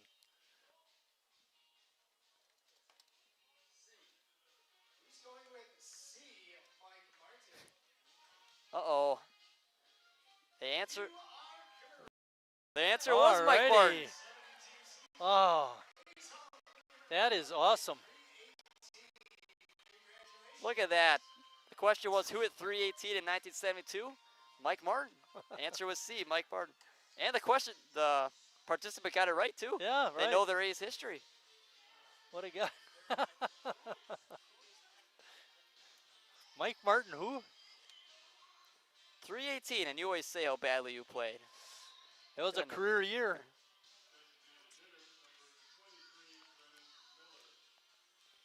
Brennan Miller comes up for the 5th time in 6 innings.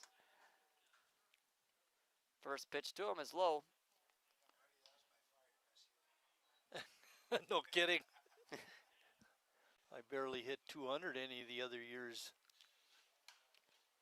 Miller fouls it left side and out of play. We're in the top of the 6th inning. Sheboygan trails by 10 runs, and if they don't score in the next 2 innings, this game's going to end.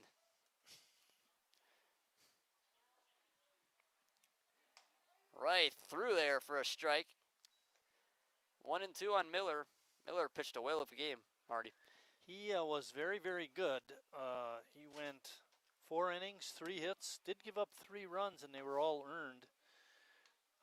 Only walked 1 and struck out 7. And through the first 2 innings, he was dominating, striking out 3 of the 6 A's hitters.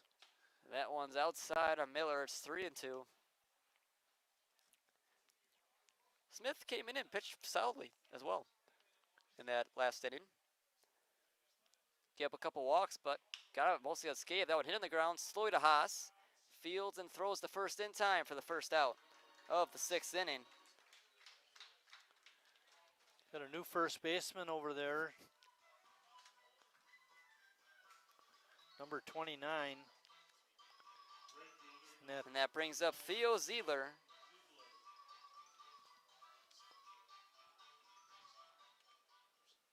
Ty Wytek is playing first base for Jimmy. And that one's low to Ziedler. Ziedler has not been retired today in his 4 plate appearances. Hit by pitch, a walk, and 2 singles. Smith takes a strike. It's 1 and 1.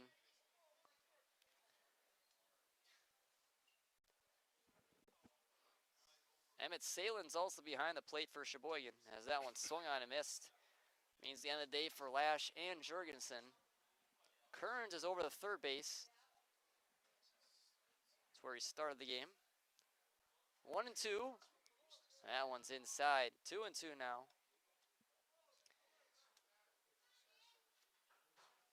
Sheboygan looking throw a scoreless inning.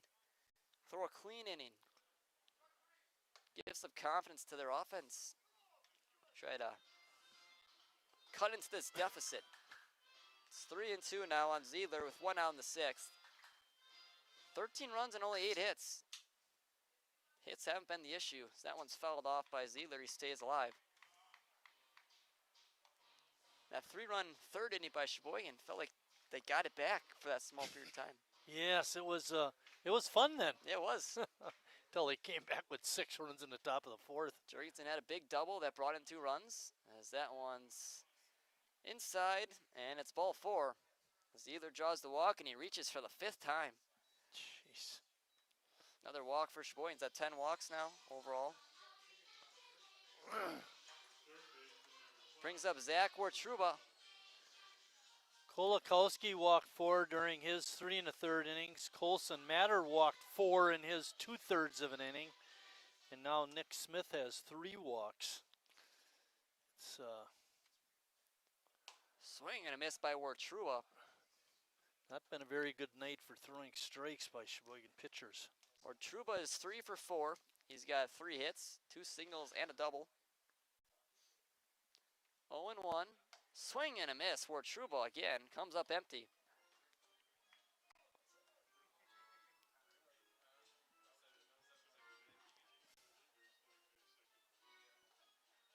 Runner on first is Ziedler.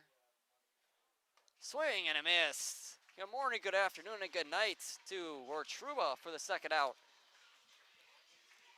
Second strikeout for Nick.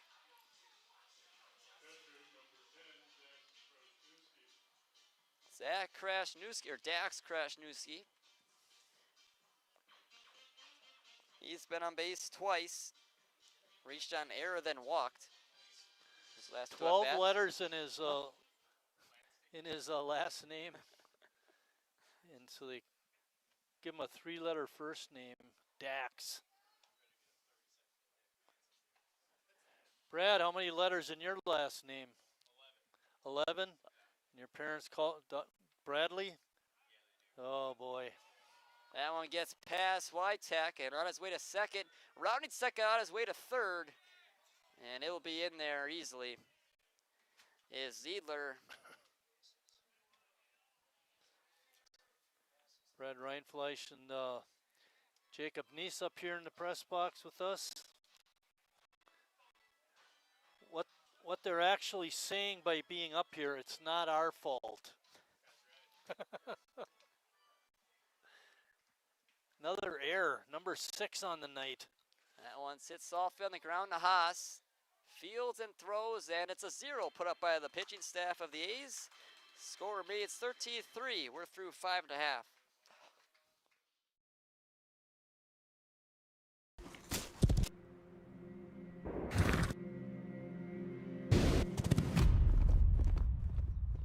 Let me tell you a story about a beer rooted in the heart of America, found in a community where a handshake is a sure contract, brewed for those who found opportunity in challenge and hope in tomorrow, raised by generations, willing to sip, share, risk, remember. This is a story bigger than beer. This is the story of the American spirit.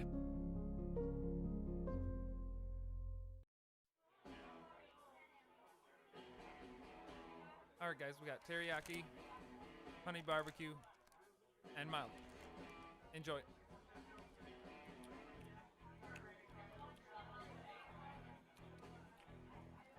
All right, DOA wings, hottest on the menu.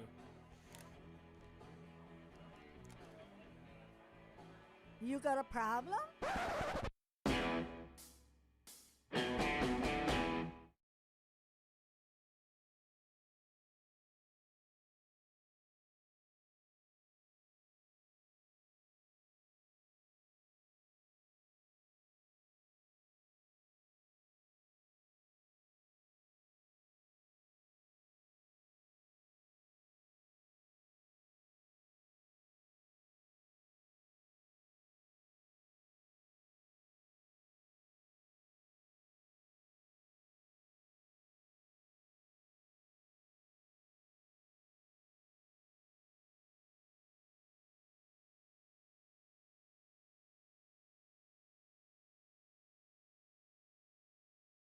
Back for the bottom of the 6th inning.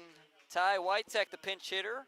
He'll replace Jimmy Jurgensen, came in at first base last inning, and he's in the hit now. Trying to spark a rally for Sheboygan.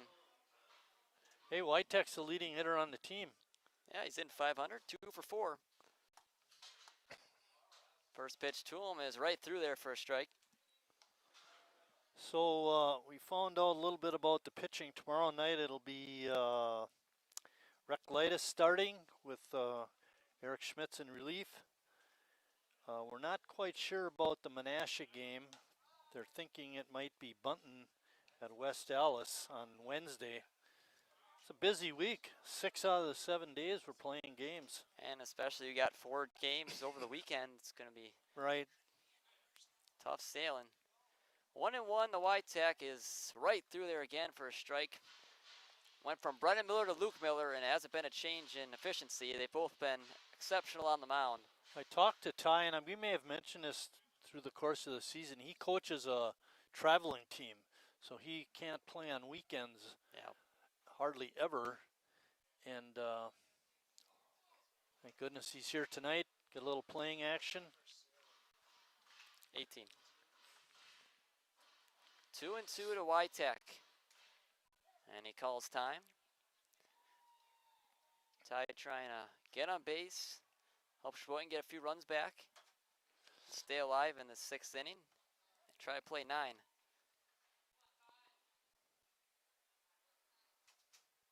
The 2-2 from Miller is way inside, nearly hit Whitetack. Count runs full. Emmett Salen is on deck. He's pinch hitting for Lash. Came in at catcher last inning.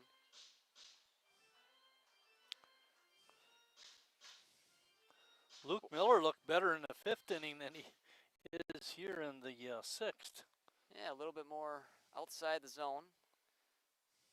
See if Whitetack can get on base here. He will. He draws a leadoff walk. Sheboygan's got the leadoff runaround we were talking about. I'll bring up Salen.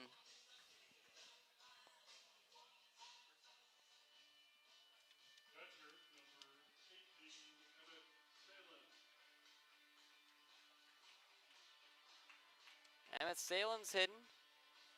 He played over the weekend against Greenville, behind the plate and in the outfield. First pitch to him is right through there for a strike. Miller didn't walk a batter in the 3rd. He went 3 up, 3 down. When to start the 6th, he put Whitetack on. See if Salen can continue and start a rally. Pitch is swung on and missed. Good breaking ball.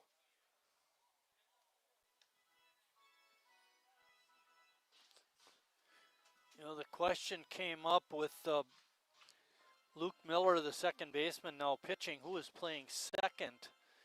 And it almost looks like it could be Brennan Miller out there. I'm not sure. He's played second last year, I remember. He played the infield last time. These two met up. That one's outside. It's 1-2. Salen stays alive.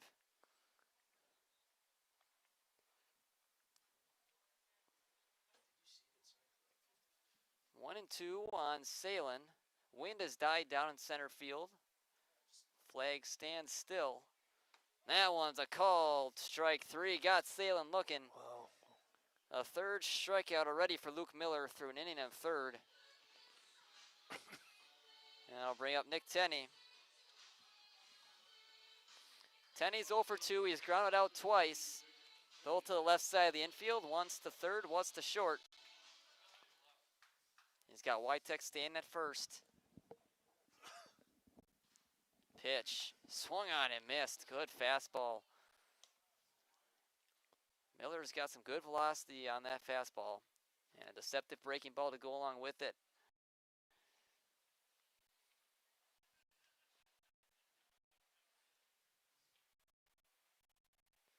Pitch to Tenney is outside. It's 1-1.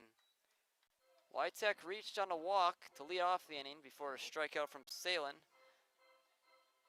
Finds ourselves in the situation we're in. Runner on first, Whitetack with 1 out.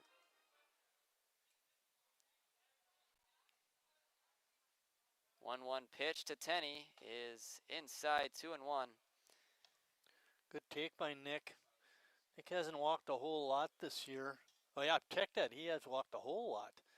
And he's got a whole lot of hit by pitches too. 2-1 to Tenney. That one hit to left field, and it's going to go just foul.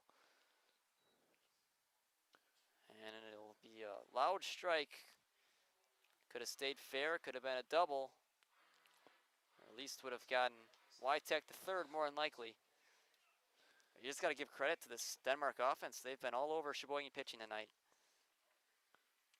It's been tough going for the A's to throw a clean inning.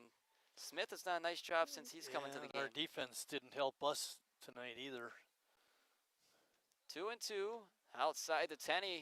Count runs full. Chance for Sheboygan to get a couple runners on here in the 6th. Wytek not the kind of guy that's going to steal a base. He's a pretty big guy. Plays catcher most of the time. 3-2 to Tenney is low, and he draws the walk. 2 walks in the 6th inning, and Sheboygan's got a runner in scoring position. It'd be nice to see Cal rip one. Had that ball to deep center field that was caught. Casper steps in, the DH. Runner on second, Wytek. Runner on first is Tenney, who just drew the walk. Actually, both of them drew walks.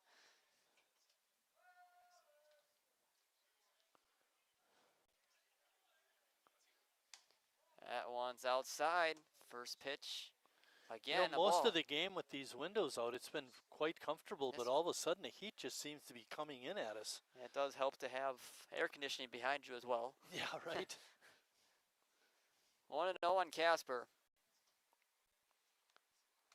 Right through there again. Miller, even though he's walked the 2 batters, he still feels like he's been around the zone for the majority of his inning and a third.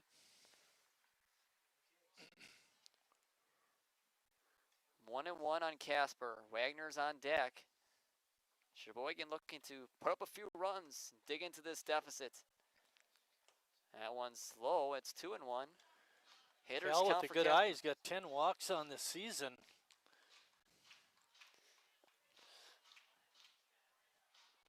We know he's got some pop in that bat as well. We've seen him hit a few long doubles and triple even down that right field line a few games ago. 2-1 the Cal. Swung on and missed. Well, that was a good fastball. When he's got that fastball in the zone, it's very difficult for Sheboygan to pick it up, rightfully so.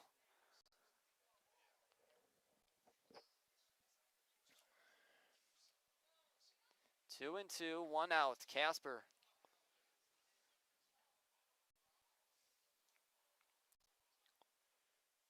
Pitch from Miller is hit in the air, foul territory, and out of play. And on to New Jersey Avenue, just cleared the ballpark fence. Problem has been the defense.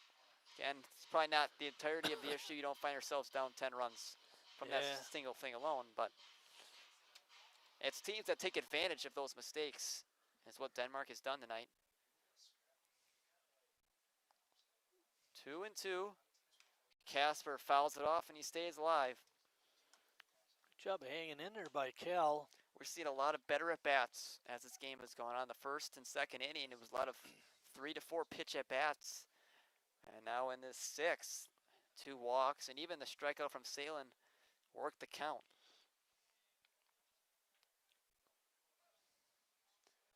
2 and 2 on Casper. Fouled a few off to stay alive. See if he can make the most of it. Take advantage of the extra pitches thrown by Miller. And he takes a ball. 3 of the 4 hitters have seen a full count in this 6th inning. The first 2 have drawn walks. See if Miller misses again and loads up the bases.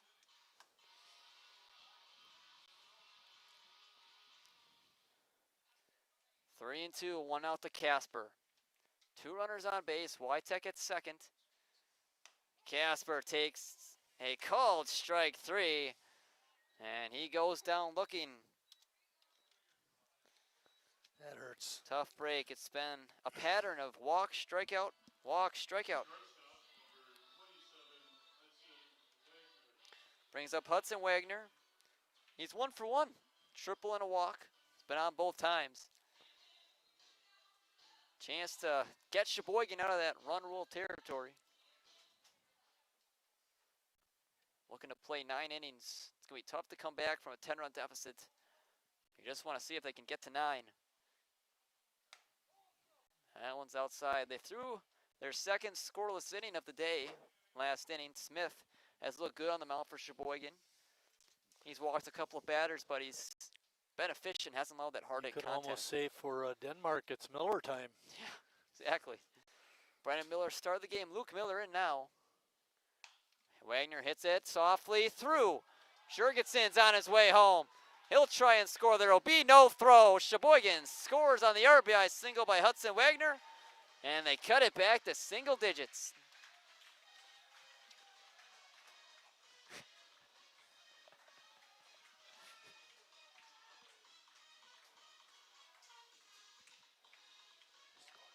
Ty Witek scored on that single.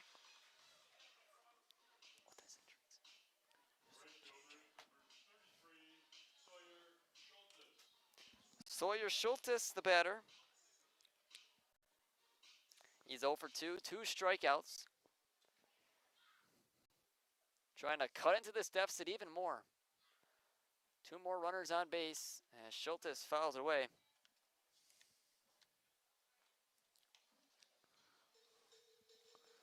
Sawyer having a tough night with a couple of Ks. Hopefully he can turn that around right now. Great time for him to turn it around.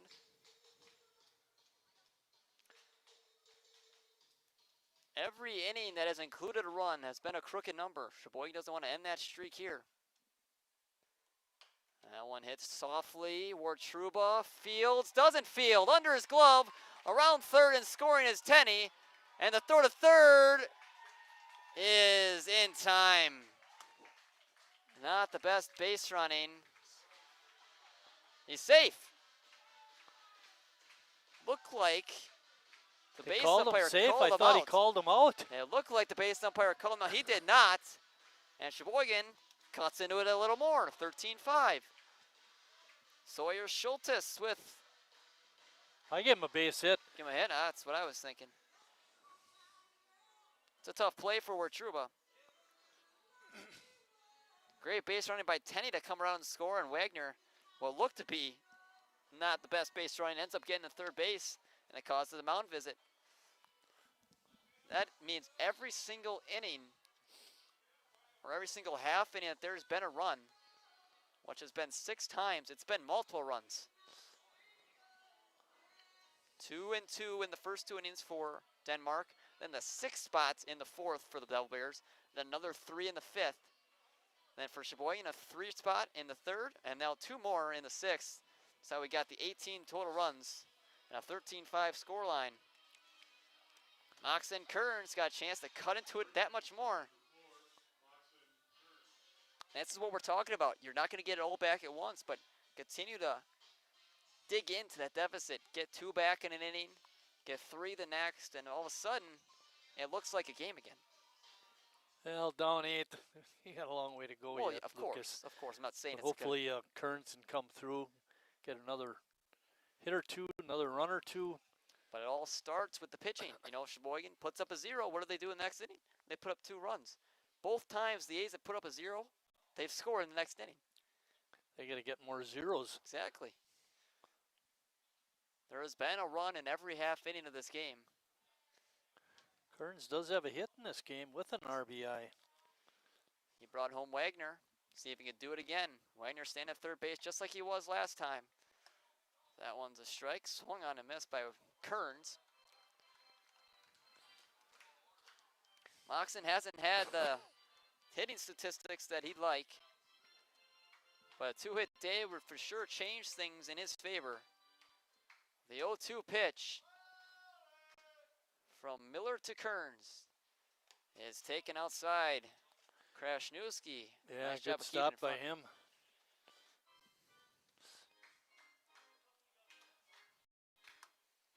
One and two outs.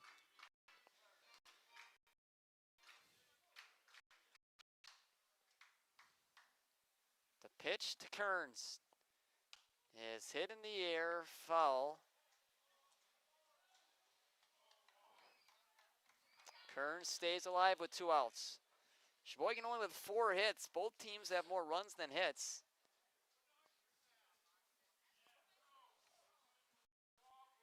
Deficit has been cut to 8 after 2 runs have been scored thus far for Sheboygan. Chance to cut even closer with Wagner at third. Kearns stays alive. Check swing, barely kept it in. Yeah, good job by Moxon.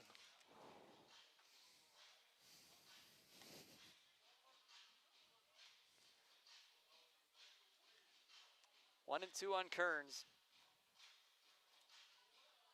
Reminded me a lot of that Greenville game. Obviously, Sheboygan wasn't down 10. They're down 6.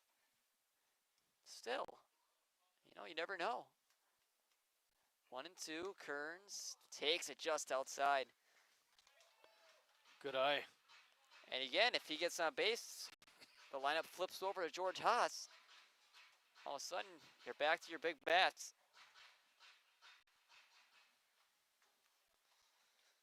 2-2, 2 outs to Kearns. Hill lines it foul. He got a hold of that one. His eyes lit up just a little early. That would have been nice. Sheboygan offense has come to life in this 6th inning. Deuce is wild. 2 Two. balls, 2 strikes, 2 outs, 2 on. 2 runs in. 2 runs in. 2 times 2 is 4 for Kearns. That's his number. 2-2 to Moxon. Is high. Another full count. The 4th full count of this inning. Alex Ames, the ball boy, delivers the balls to the umpire. He can carry more balls than Jackson Tillman can. 3-2 to Kearns. Trying to keep this inning going. The pitch is fouled away again. Quality at bat and then some for Moxon. 4 full counts, 3, this is the 4th full count. 2 have walked, 1 has struck out.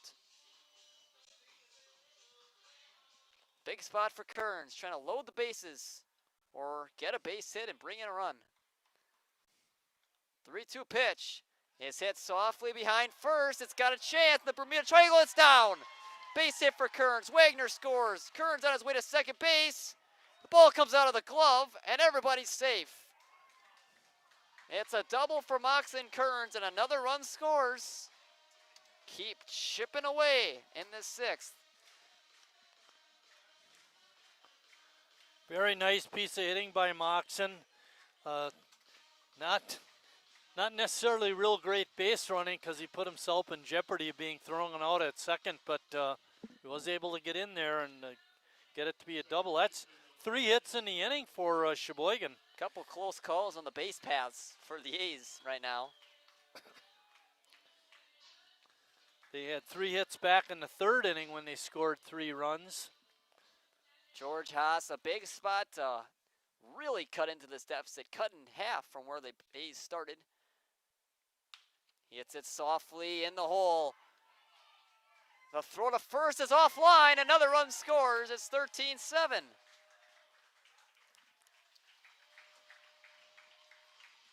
Stabaney, who's been so great over at shortstop, couldn't keep the throw on line. And an E6 to Stabaney. And a 4 spot for Sheboygan in the 6th. And uh-oh. Is momentum shifting, Marty? It's starting to feel like the A's are gaining some control. They're not in control by any means. Still a large deficit, but Alex Ames at the plate. Ames hits it to right center field. Will it plug the gap? It will! Diving attempt is no good. Ames is around second. He's on his way to third. 2 runs are in. It's a triple. And the throw is off the glove, but no advance from Ames. 13-9. An RBI triple, a 2 RBI triple from Ames. And what do you know, Marty? They're coming back, that's for sure. They're getting some clutch base hits. All the runs have scored after we had that, you mentioned, walk and then a strikeout by us, and then they walk one of us and strike out, and all of a sudden it's hit, hit, hit, air, and another hit. And we were just talking about a run rule. Now we're saying, can we win this game? And that's going to do it for Miller.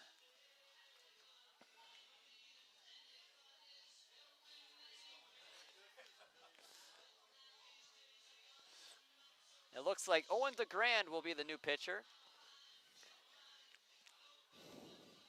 try and weather the storm. 2 6 spots in the same game, one by each team. And now all the pressure next inning will be on Smith to throw a scoreless inning.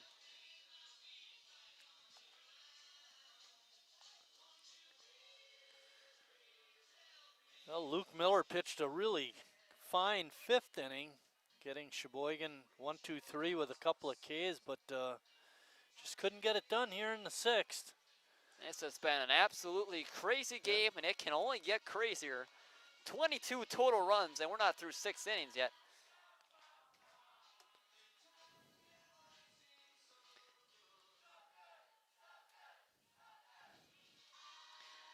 And both of those walks that he had earlier in the inning have scored.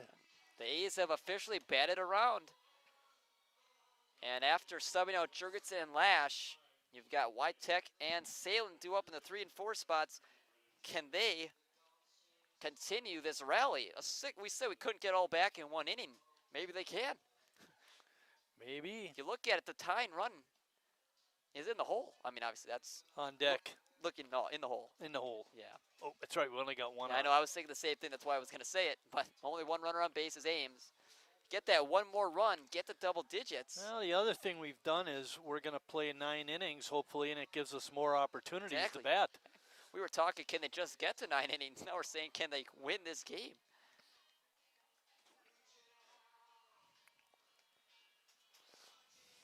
DeGrand. Still is going to come down to Sheboygan pitching. We got to hold them. All the pressure will be on Smith in the 7th inning. Can he shut down the Devilbears?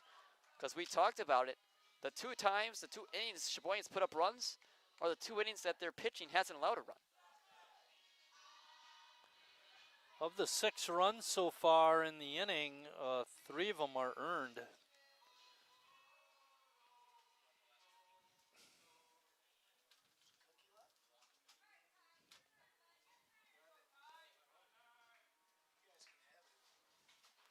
DeGrand in a big spot. Ty Witek, who's hitting 500 on the season, has got a chance to cut this lead even further. He walked his first time in this inning.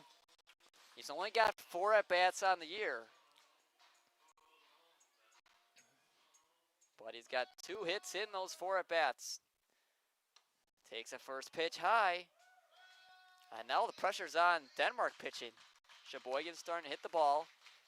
And they have to throw strikes, and they can't miss over the heart of the plate. 1-0 to Witek. Is swung on and missed. Good pitch. LeGrand came on for Hayden Kunkel when he was injured out in center field, and he's been playing first base until right now. 1-1 to Witek. Swung on and missed. Witek took the first pitch high, and then he's come up empty his next 2. 2 outs in the inning. Not the first time an A has had 2 strikes with 2 outs. It was Kearns, and he came through. Witek takes it high. Witek is the 10th man to hit in the inning. Mentioned he led off this inning with a walk. And obviously he came around and scored. And he's got Ames standing on third base with 2 outs. And he calls time. Sheboygan with 3 hits in the inning. I got him with 4. Oh, yes, for the Schultes hit, yes. He's got 4. I gave Schultes a hit on that one. But Bill and I haven't agreed all night. We also have 6 errors, not 5. 2-2 pitch to Witek. He takes a called strike 3. And Denmark pitching strikes out the side, but 6 runs scored in between them. Score is now 13-9. The A's on the way to making a comeback here. We head to the 7th.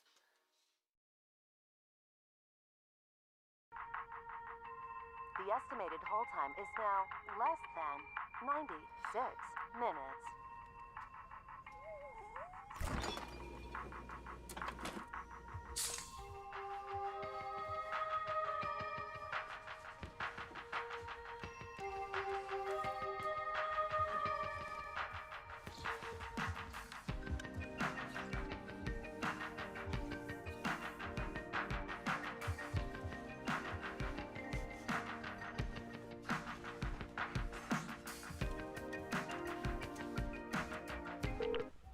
thank you for your patience.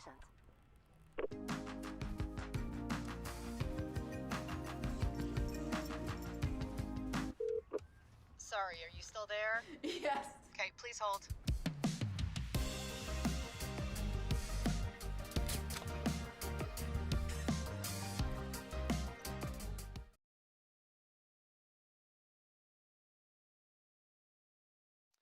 "13-9 is the score as we head in the 7th after 6 runs from the A's offense. Cuts to lead in more than half. From a run rule to a possible comeback is the change in storyline in just a half an inning. But now the question is, can Sheboygan pitching shut down this explosive Denmark offense? Reese Piontek, Luke Miller, Carter Stabany, 8-9-1 due up for the Devilbears. On a positive note, Lucas, we're going to start off with those 8 and 9 hitters. They have not, neither one has gotten a hit. They have gotten on base a lot, and they do have some RBIs, but they haven't gotten a hit. So maybe if we can throw strikes, we can get those guys out. There's a big 0 put up by Smith in the 6th. That gave the A's that confidence. Hey, wait a minute, we're not done yet. Reese Piontek. The first batter, Smith, we'll see in the 7th. First pitch is high. Remember the newly constructed defense from the start of the game. Salen remains for his second inning behind the plate, and Whitek came in as well in that 6th to play first base. Maybe they're the reason. The comeback hits. I know Smith on the mound is getting a little frustrated with himself that he's not throwing strikes. Yeah, ball 3, and the worst thing after your offense gets you a lot of runs is to have a leadoff walk. Back in that 3-run third we thought that would help inspire Sawyer Kolakowski to pitch a little better, and he wound up giving up 6 runs. Let's just hope that Smith doesn't give up 12. That's a leadoff walk for Piontek.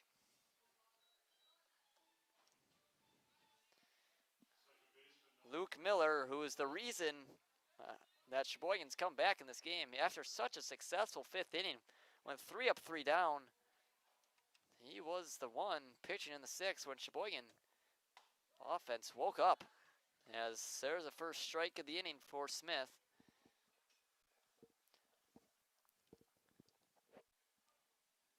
Denmark led this game by 10 runs. Just an inning to go.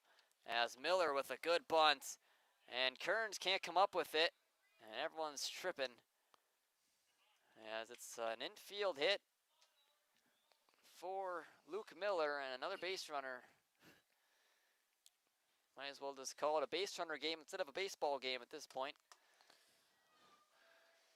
Luke Miller has come to bat 5 times, and I think of those 5, he does have a sacrifice bunt, but he showed bunt in 2 of the others. At least 2 of the others. He is very selfless, or he just knows he can bunt. It's either or. Well, he's bunting for a base hit on that 100%. last No, one. yes, definitely. That one's low to Stabany. The 6th time Stabany has come to the plate. And this is the 7th inning. It was a weird inning for the 6th inning for Stabany. He didn't have to come to the plate. And that is, he did not go around. It's 2-0. Runners on first and second, nobody out. Smith threw a scoreless 6th, but he's already in trouble in the 7th. That one's in there for a strike. I think Nick ought to take a look back at Piontek. He's getting a pretty big lead at second base. We've seen Denmark run. That one's low, good block by Salen. 3-1, and don't want to load the bases, especially with nobody out. And what has already been a marathon game. It just amazes me how we attempt to hang in there and our pitching is just not helping us. And it's a 4-pitch walk, or I should say 5-pitch walk. Bases are loaded. That hurts. I mean, it's tough to come back when you just cannot get outs pitching. Jacob Kleeman, you don't want this guy up top of the order, number 2 hitter. And Moyer's out there for the 4th time today. Instead of run on the mound visits on the scoreboard. It's got to be frustrating for each of the A's pitchers because you know they're better than that. And Tim is making a change. That is it. Is that Cal? Looks like Cal Casper.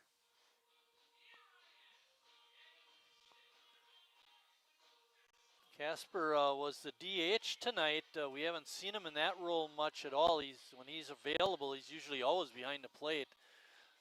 But we saw him come in one game and strike out the side. He looked exceptionally well. He was a closer in high school. Just because he's a catcher doesn't mean he can't pitch. Not only can he pitch, but he throws hard. We'll see if he can get out of this without too much damage against Sheboygan. As I mentioned, it's weird to see him in the DH spot.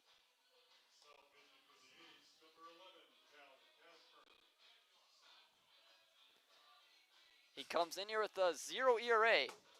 He's faced 4 batters, and as Marty mentioned, he struck out the side. Hopefully that wasn't just a one appearance that he looked good. Remember that breaking ball that he had when he pitched? It was exceptional. Just watching him in warm-ups. If he can throw strikes, it's going to be tough for this Denmark team to hit off of him.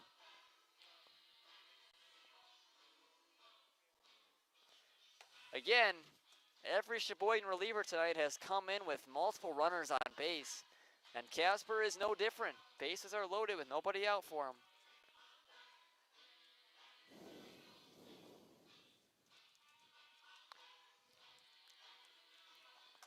Well, Cal's got a tough customer in Jacob Kleeman.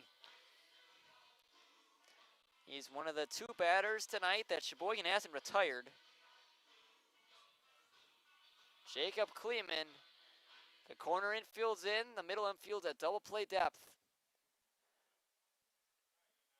First pitch to Kleeman is high. 13 runs on 9 hits, one of those coming in this inning for Denmark. That was Miller, who stands at second.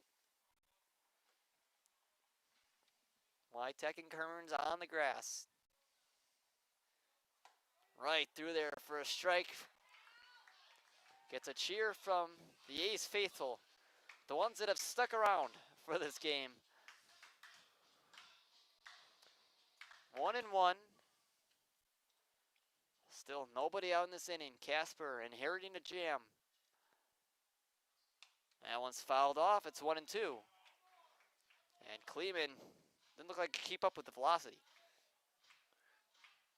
Good job by Cal to get ahead on the count. 1-2. Big pitch here for Casper. A strikeout pitch or a pop out. 2 outcomes that would keep a runner at third base. 1-2. Swung on and missed. He got him. That was a very good spot for that pitch. It was in the strike zone and up and in, right where Kleeman couldn't hit it. Absolute heat coming off the hand of Casper. Now DeGrand is up. He's been up 3 times already. He came in the 4th inning. 2 times he struck out. First pitch from Casper is high. Same way he started Kleeman.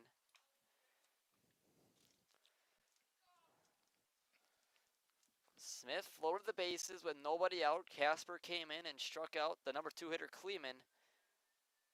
A double play could get him out of this inning. That one hit off the glove of Salen. 1-1. With Piontek at third and Luke Miller at second and Stabani at first. They have great speed on the bases. DeGrand is the only Denmark hitter not to reach base tonight. Just low. Great take by DeGrand. Breaking ball has a lot of movement to it. Tough to lay off with 2 strikes especially, but just any time. 2-1. Breaking ball right through there for a strike. 2-2 on DeGrand. DeGrand's last at bat, he took a called third strike. It was a breaking pitch. So maybe Cal can do that. Maybe he's looking breaking pitch and he comes right at him with the fastball too. The pitch, he does, and fouled it off DeGrand. He was late on it. Couple of swings we've seen off the Casper fastball from Kleeman and DeGrand. They've both been late.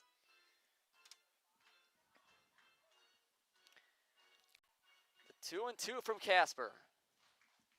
He steps off. No runs home in the inning yet. Bases are loaded with one out. The pitch. Breaking ball missed somewhere. Just high. Looked like he had it. We needed a taller batter. Get Aaron Judge in there, would have been a called strike 3. 3-2. Casper trying to avoid rocking a run home. Called strike 3, got DeGrand looking. Back-to-back strikeouts for Casper, and there's a light at the end of the tunnel. Got a tough customer in Brennan Miller coming up. Brennan Miller, he's been on 3 times, none of them via the hit. 2 walks, and he reached on an error. Bases are loaded. Casper has struck out the first 2 batters he's seen. Can he strike out the side and avoid any runs coming across? Pitch is high. All 3 batters he's seen have started off with the ball as well. Maybe trying to get that early chase.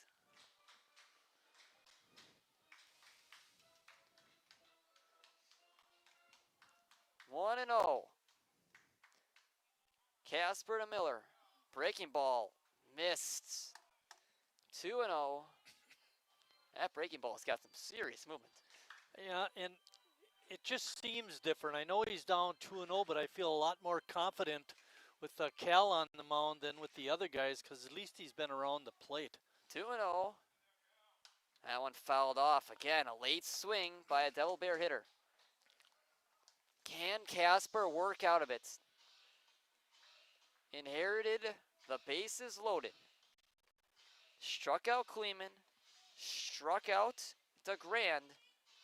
And now he's got Miller. 2-1. Inside. 3-1.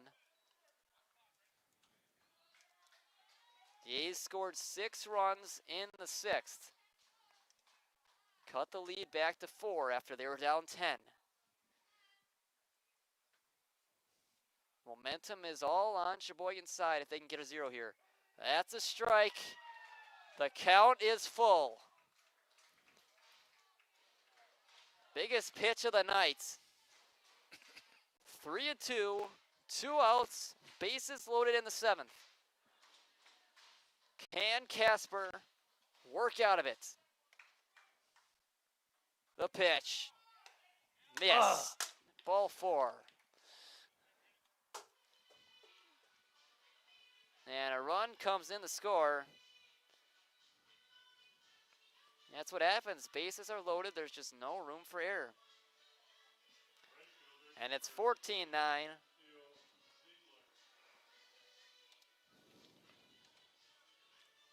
Huh?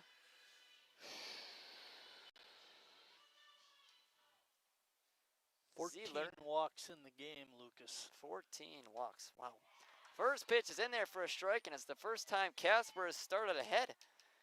He's thrown a ball to the first 3 batters he faced until that swing and a miss from Ziegler.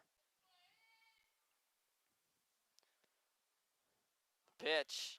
Breaking ball lined into the outfield for a base hit. 1 run will score, and the throw in is not necessary, but hit the cutoff man. Brings in a run, 15-9. Both those runs go against Smith.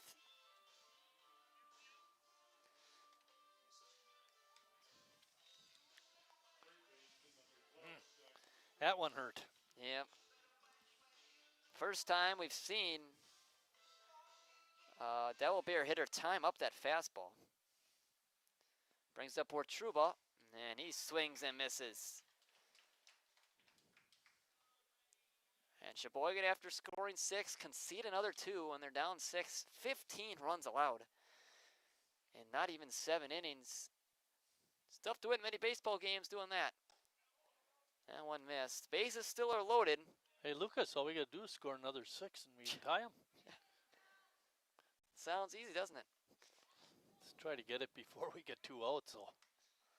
1-1, 2 outs in the 7th. Pitch to Truba is swung on and missed. I mean, if Casper can get out of this only allowing 2 runs, it still feels like a win for Sheboygan based on where it began.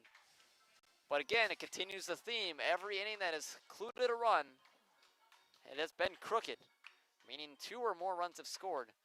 1-2, 2 outs. Truba at the plate. The pitch is fouled back, stays alive.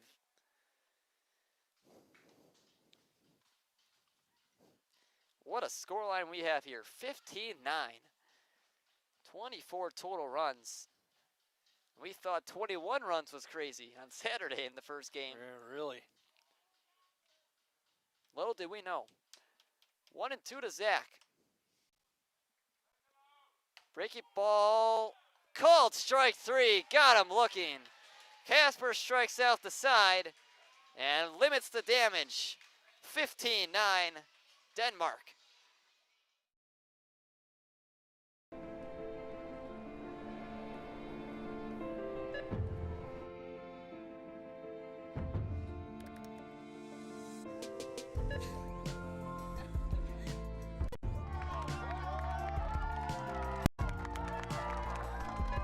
Whenever you shop Meijer, you help support programs like Code that and do even more.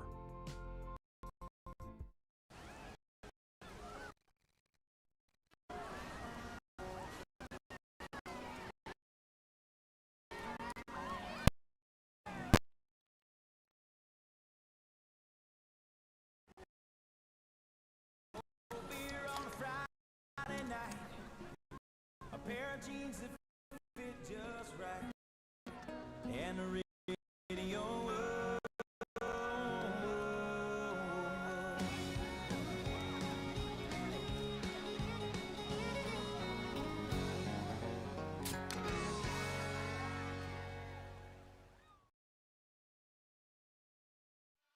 Bottom of the 7th, Owen DeGrand still on the mound for Denmark. Denmark responded with 2 more runs, bringing the lead back up to 6. But Sheboygan, they scored 6 in the last inning. Can they do it again? Why not? Why not? At this point, what is even possible in this game? It's continued to surprise us. What has turned from a non-league game to an absolute thriller of a baseball game, a marathon of a game as well. 24 runs on only 16 hits. That's impressive in its own right. 14 walks is the number. Sheboygan pitching has allowed 14 walks. We talked about earlier in the season, remember that run they were on? 40 plus innings when they only allowed 1 walk. 4, 8, 12, 13, 14, 15 walks. 15 walks. That is... DeGrand will see Salin, Tenney, and Casper. But you got to give it to Cal Casper. He came in, even though he gave the base hit in the walk, he looked exceptional with his stuff. Yeah, you're right. It was 14. Cal only walked 1 batter.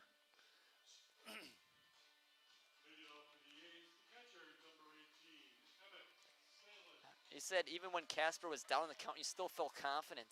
Yes, I did. He just got a little too down. Yeah. Didn't leave himself any margin for error. It's tough coming in with the bases loaded and nobody out, but he did a fairly nice job. Struck out the side, out a base hit and a walk. Salin trying to start another rally. Second at bat came in for Connor Lash. And if you're looking at it basketball-wise, he's +4 on the scorecard. +1, I guess, came in. No, +4. +4. That pitch looked a little bit low, but the umpire liked it. That's all that counts. 2-1 on Salem. The pitch. In there for a strike. The most runs I've ever seen in a game with Sheboygan was 28, and that was Sussex versus the A's a few years ago. 16-12 was the final score of that one. 2-2, Salem spins around and comes up empty. And that's the first out of the inning.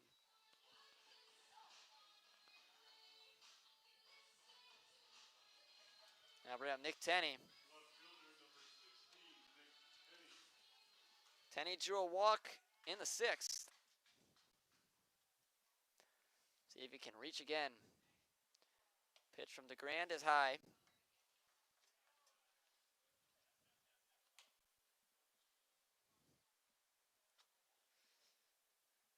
This game just continues to deliver runs.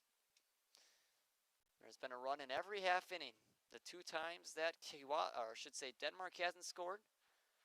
2 times that one is launched well foul, but Tenney got a hold of that one. Denmark has scored in 5 of their 7 chances 5 of the 7 innings. The 2 times they haven't, Sheboygan has put up a combined 9 runs.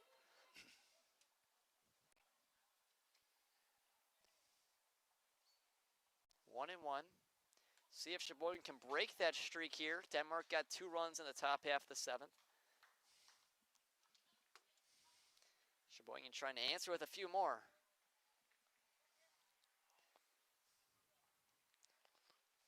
It's 2-1 on Nick.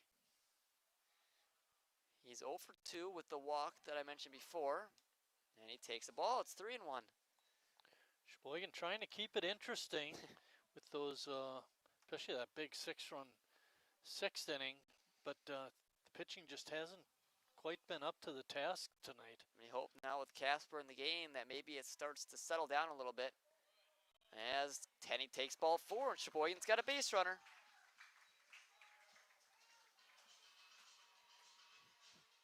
Brings up Cal Casper.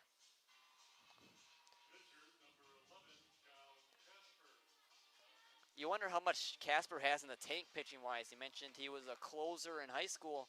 More likely he's only going 1 inning in those appearances. Well, you never know. We don't know what his, Exactly. what that entailed with high school. For sure. Not having to catch tonight certainly helped. Yes, definitely. Especially with this hot, muggy night. I think he could definitely go more than the 1 inning he did. I believe he will. I'm just saying, will his stuff be the same as what it was? Yeah, it'll be interesting. 2-0 on Casper, and all of a sudden DeGrand has lost sight of his It'll be a new own. adventure for us too, because we only saw him go that 1 inning Yes, a definitely. few weeks ago. 2-0 on Casper. In there for a strike. Cal is 0 for 3. He's got 2 strikeouts and a deep flyout.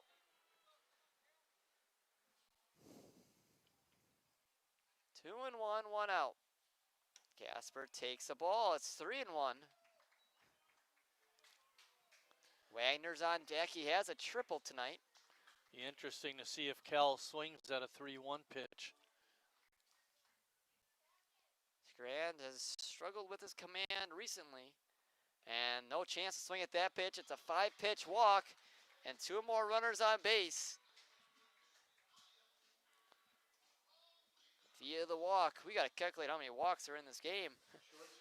15, 16, 17, 18, 19. 19 walks is what I've got. I got 5 for Denmark and 14 for Sheboygan. Brings up Hudson Wagner. Still looking for that first home run. Can cut the lead in half if he puts one over the fence. I'd almost rather him get an extra base hit, Yep. keep runners on base, put a little pressure on the Denmark pitcher. You hit a home run, you get 3 runs. That's a good thing, but then the bases are empty. Yeah, kind of feels like the inning resets then if he hits that home run. As he hits that one softly in the Bermuda Triangle, coming in right field, making the catch for the second out. And no tag from Tenney. Wagner's retired. And it kind of feels like that 6th inning, 2 outs is when Sheboygan did all their damage. Yeah, we had a little disagreement up here on the Schultes last at bat. I gave him a single when the ball skipped underneath the third baseman's glove, but the point is he did hit the ball, and we got a run in, so hopefully he can come through again. 2 outs. Bottom of the 7th inning, Sheboygan looking to cut into this deficit again. The pitch of Schultes right in there for a strike. Sawyer, as Marty mentioned, we think he's 1 for 3. Bill says 0 for 3. Bill doesn't know what he's talking about. Agree to disagree. 0-1 on Sawyer is high. I'm never agreeing with him again. He's also missing an error up there. Tension in the press box. Almost more than on the field. Yeah, hostile working environment. 1-1 is swung on and missed by Schultes. It'll all be forgotten after the game. Maybe.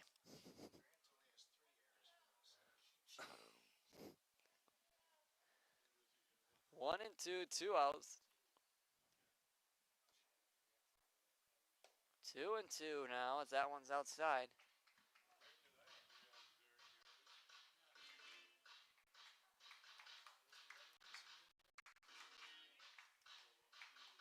Sheboygan trying to get into double digits in the run category and put more pressure on Denmark. 2 and 2. And it's outside. The count runs full. Kearns is on deck, and he's had a great day at the plate. If he were to get a chance to hit in the 7th inning. Come on, Sawyer. 3 and 2, 2 outs. Schultes trying to extend this 7th inning. The pitch is hit foul. Right. He stays alive. Schultes hasn't seen DeGrand yet. He's seen both Millers. Good thing about the situation is there are 2 outs. That's bad, but with the full count, the runners will get a head start. So if Sawyer can get a hit, we can score a run. 3 and 2, 2 outs. Schultes.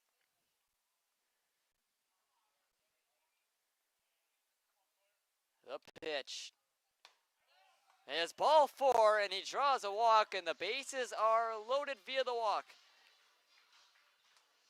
All 3 base runners have reached on balls. Moxon, Kearns. Now I wouldn't mind a home run. You're right there. I will take a home run. Kearns does not have a home run. He's got 2 hits tonight, though. A double, or I should say, a double and a single. Takes a first pitch strike. It'd be disappointing for Sheboygan to come up with nothing. We're only in the 7th. We got 2 more chances after this inning. Let's get some runs. Game is nearing the 3-hour mark. Oh. 0-1 on Kearns. Takes it outside, and DeGrand has got nowhere to put Moxon. No room for error for the Devilbears pitcher. 15-9 is the score. The pitch to Kearns. In there for a strike. That outside corner has been friendly for DeGrand. Can Moxon come through? Moxon had a good at bat. His last time fouled off a couple pitches before hitting that double. 1 and 2, 2 outs. Bases full of A's. Ball outside, just missed. Count is even at 2 and 2. This is the time for DeGrand to make his pitch. Good speed on the bases for Sheboygan. Don't want the count to run full if you're the Devilbears. The 2-2. Thought about it, it's outside. Coming home, and he'll be in there safely, is Tenney, and it's 15-10. Both runners advance to second and third. And again, Sheboygan cuts into the deficit. And the count is full. 3 and 2. Surprised the catcher didn't peel on the swing. It looked close by Moxon.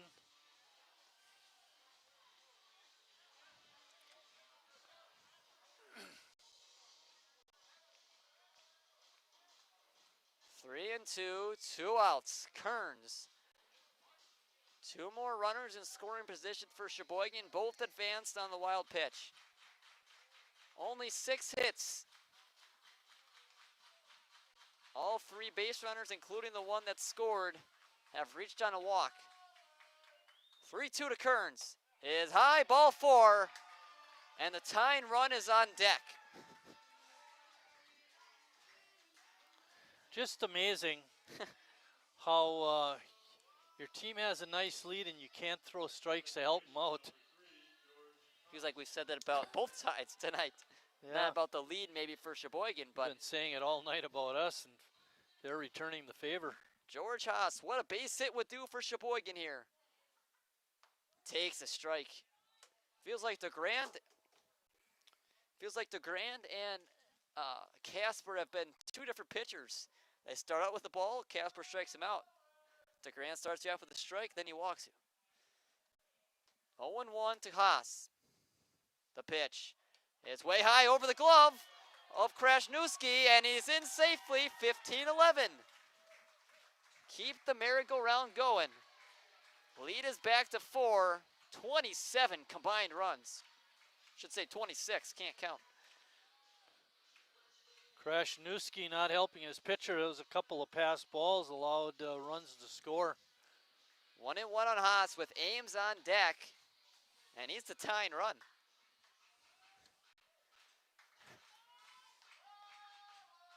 The game that has had endless surprises. 1-1. It's outside, 2-1 on Haas. 11 runs on 6 hits for Sheboygan, 15 runs on 10 hits for Denmark. It just shows the walks and the errors by both sides. The 2-1 to Haas. It's high, just high, 3-1. You could hear the umpire up here as soon as the pitch was caught by the catcher. He said, high, a ball. Ball high. 3-1, Haas. See if he gets one hit here. He does not. He draws another walk. Make it 5 walks in the inning by DeGrand. And the tying run is at the plate. What is going on, Marty? You got to wonder how long Denmark is going to keep DeGrand in there. He's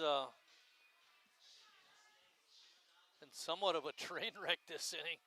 Yeah, somewhat. I mean, it's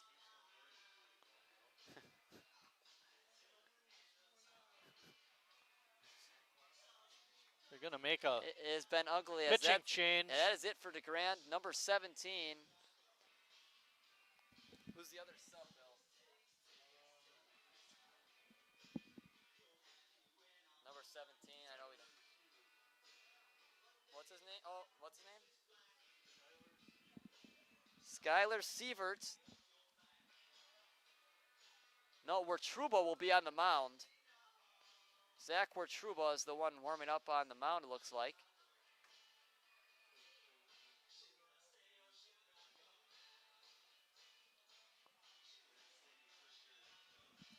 And Skylar Sievert will go to third. We think, yes. Wertruba we know is pitching. He was the third baseman.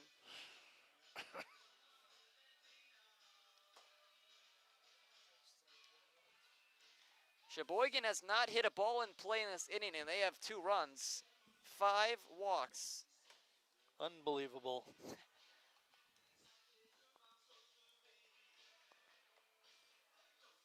Sheboygan has given up 14 free passes. Denmark has given up 8, 22 walks. And just think about this. This could be a game on a doubleheader day, and we would still have another game after it. Yeah. Ooh. We're not even through 7 innings. Alex Ames is due up. He does not have a home run on the season. Speaking into existence. Ames, Wytech, and then Salem if it gets that far.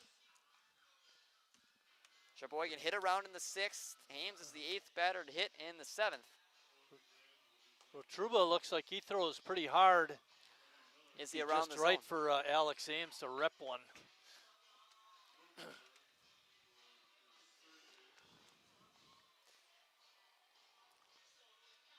A base hit really makes this interesting.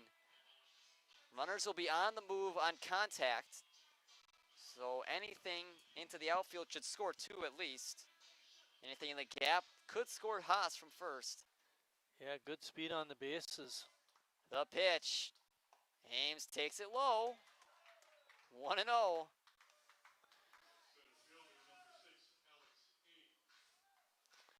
Two outs in the 7th. The tying run at the plate. When did you think we'd say that in this game?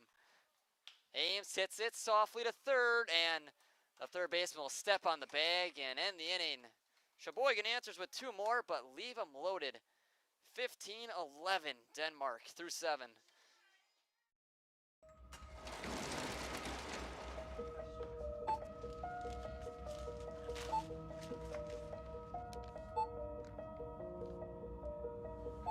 Whenever you shop Meijer, you don't just feed yourself or your family.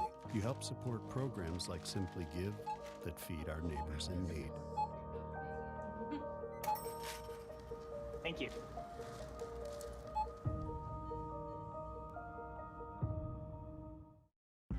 I grew up working in my family's supper clubs. This is where it started with us as far as the fish that we serve at Culver's today.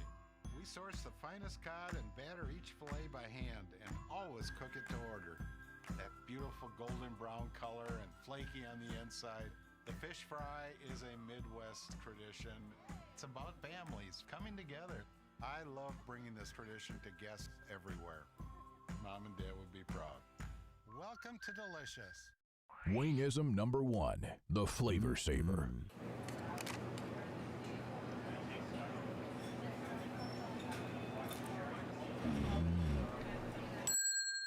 Legend Larry's, the definition of flavor. Wingism number 2, the Joker. Then our dad walked in. Dude, we're done eating. Use a napkin. You serious? Yeah. Are you serious? Yeah, I'm serious. Why so serious? Legend Larry's, the definition of flavor.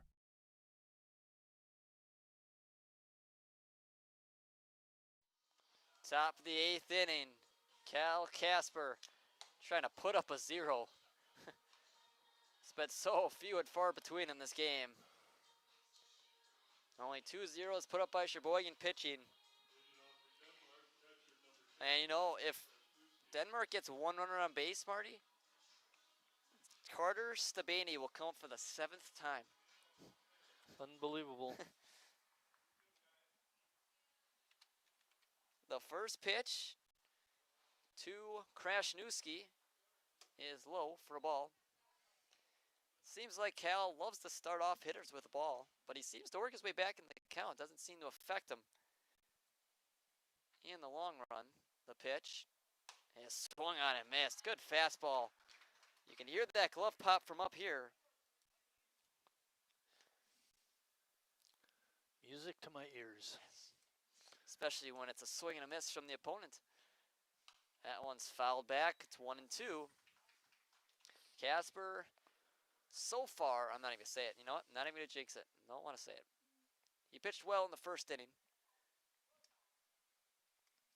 See if he could continue that success in the 8th.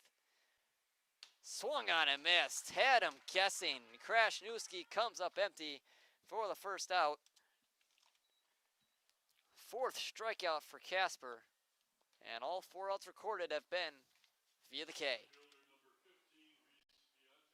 Reese Piontek now. So Casper, we mentioned, had 1 inning pitched before this outing tonight.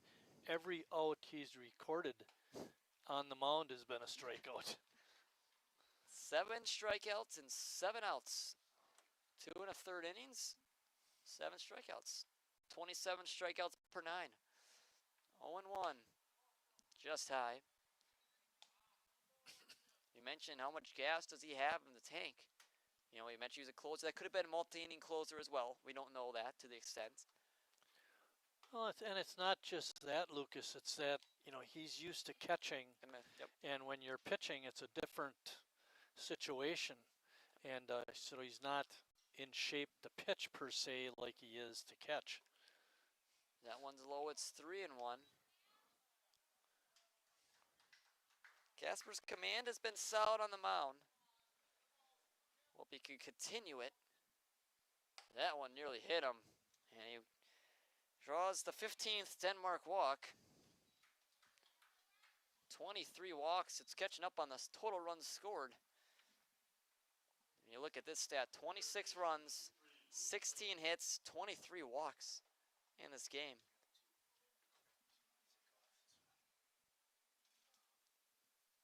Brings up Luke Miller, the second baseman.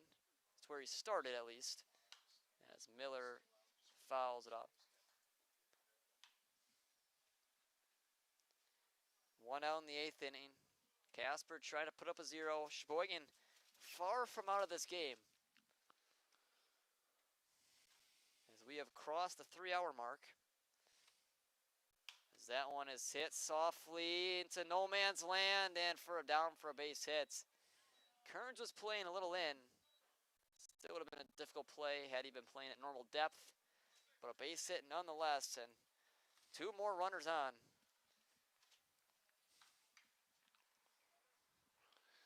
They haven't stopped hitting. 11 hits in the game. And then when you tack on those 16 walks and 3 hit by pitches, it's a lot of base runners. Carter Stabani up for the 7th time tonight. Takes a strike. Denmark has had a runner on in every inning and multiple runners on in all but one.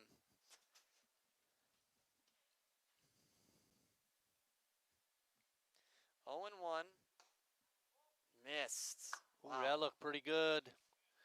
Casper. Salen wanted that to be a strike. Casper, you could tell, was not in agreement with the home plate umpire. A lot of times pitchers aren't when it doesn't go their way. 1 and 1. Swung on and missed. Looked like he took something off of that pitch. 1 and 2 now on Stabani. I will say this about the home plate umpire tonight. I thought he's done a real fine job. Exceptional job, yes. He's been great all night. Pitch is high, 2 and 2. Stabani is 2 for 4 tonight.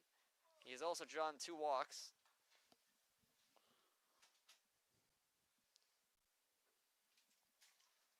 One out in the inning. Runners on first and second.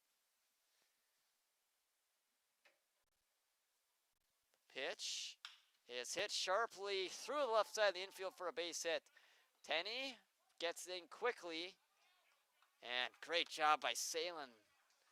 You see Casper, he was backing up Salen if that ball got past. But the bases are loaded with 1 out. Cal is fundamentally sound as a baseball player.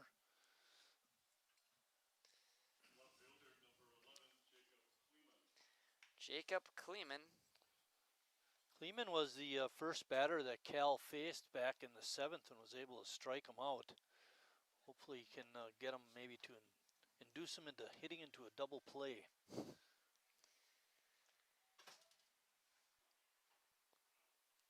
Casper, again in that strikeout spot.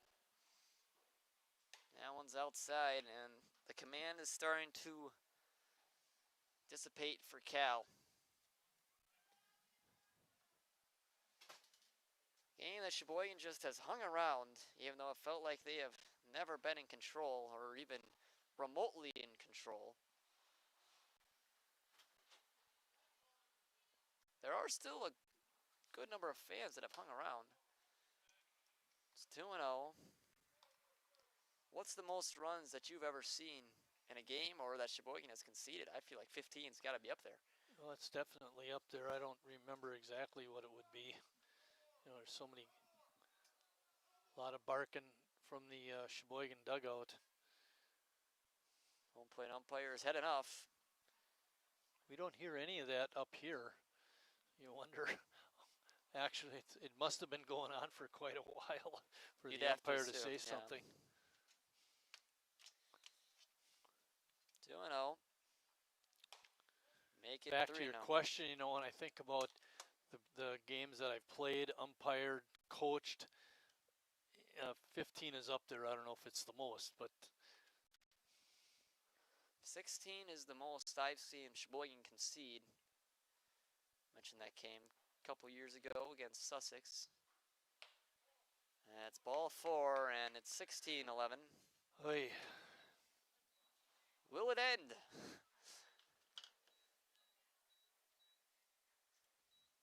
Six of the 8 innings now. We've seen a run scored by the Devilbears. Against a couple times, Murray, this season, we've come into a game and we've looked at the stats from the opposing team and been like, there's no way that these guys get on base this often. And then they come and play the game and you're like, wow, maybe they actually do. We saw it with Kewaskum and Appleton. And now Denmark. Pitch is hit softly to third. Kearns throws to first. Another run scores, but Sheboygan gets an out. At this point, that's all you can ask. 17-11. Cal no longer has a perfect ERA. 2 down in the 8th.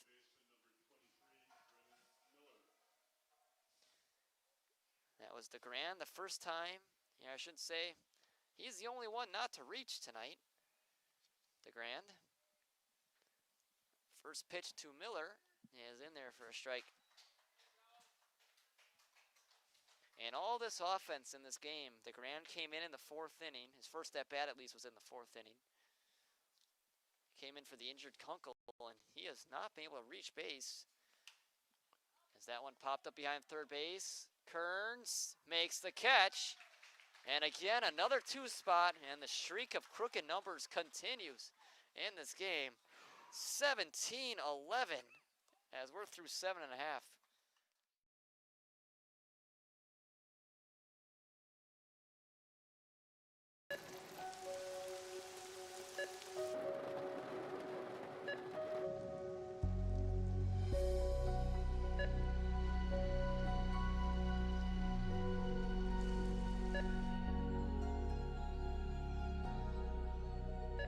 Whenever you shop Meijer, you help support organizations like Hope House Mission and New Hope Shelter that give people around here warmth, shelter, and care. Me spells the great taste of Sheboygan. What does it take to stay in business for 75 years? It's not only featuring USDA choice beef. It's not caring about every single one of our 30 varieties of bratwurst. Nope. After being family owned for 3 generations, we've learned it's about you. At Miesfeld's Market, we give back to the community and our customers always come first. Since 1941, we've been feeding our neighbors, so come by and see what we've got today. Wingism number 3, the Peter Heater. Oh, so hot. Oh, so hot! Legend Larry's, the definition of flavor. Wingism number 4, tea time. What are you, having tea with the queen?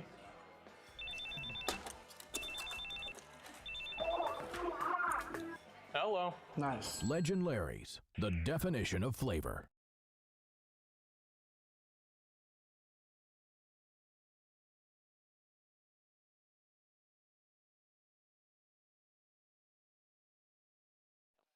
Bottom of the 8th inning, another 2 spot for the Devilbears, and we've got 28 total runs.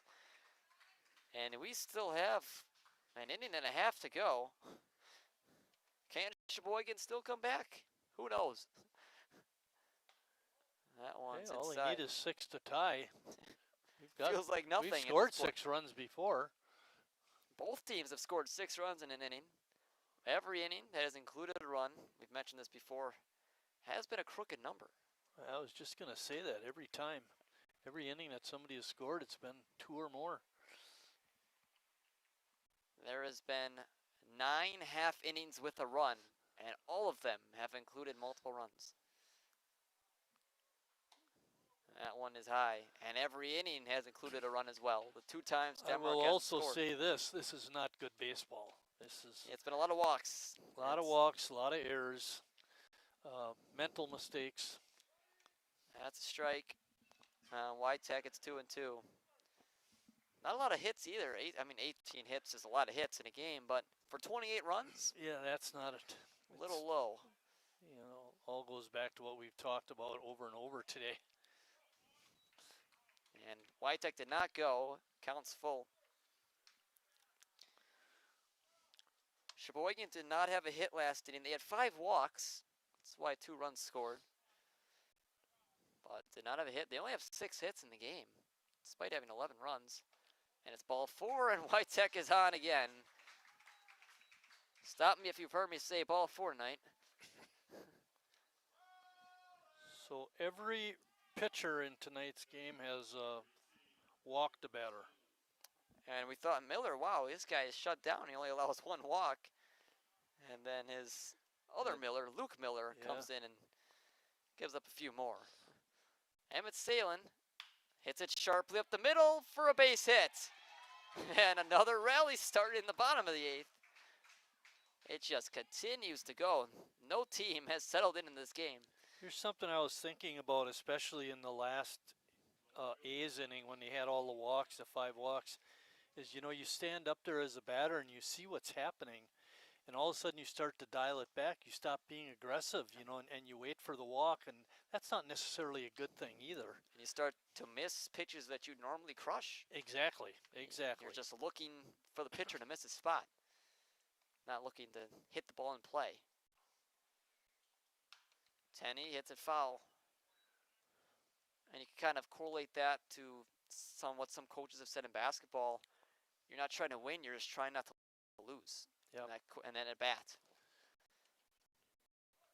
Well, and there might be something to be said as a batter. You walk up in that kind of situation to at least take 1 strike. Oh, 100%. Force them to throw 1. And then at that point, treat it more as a normal at bat instead of trying to hope for a walk. That one's outside.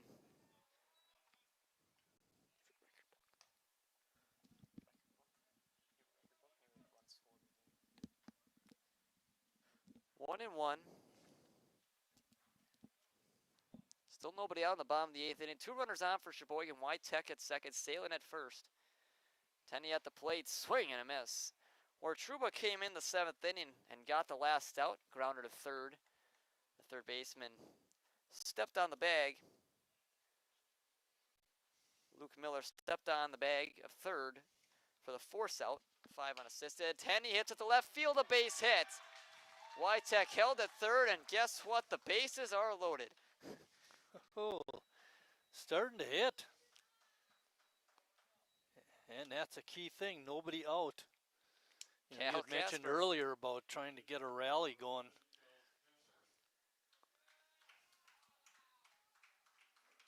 I had it. Nobody out. Cal Casper up with the bases loaded. Can they come back? Bottom of the 8th. Still 6 outs to work with. Casper hits it softly, and that's trouble. Flip to second. What is past his glove? Salin's on his way home, and he will score, and 2 more runs score. It's 17-13. Will look to be a tailor-made double play. Turns into 2 runs for Sheboygan.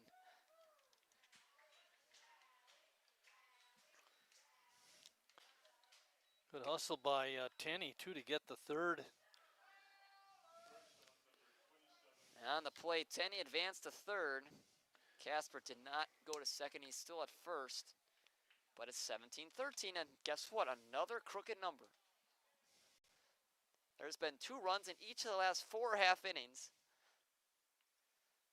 Wagner hits one sharply to left, but it's going to hang up there and be caught. Tagging from third is Tenney, and he'll score. Sheboygan gets another. This is the closest they've been in a long time. 17-14. Feels like we're playing football out here. Casper holding at first.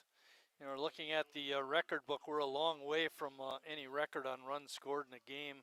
The most was in 1976, and we scored 27 runs.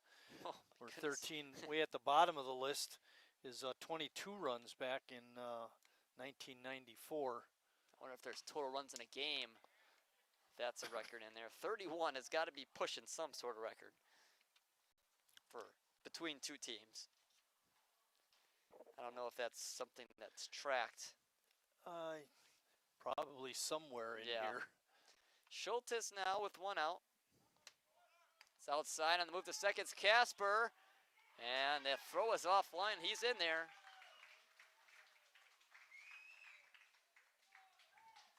Denmark's got 2 touchdowns and a field goal, while the A's got 2 touchdowns of their own. 17-14.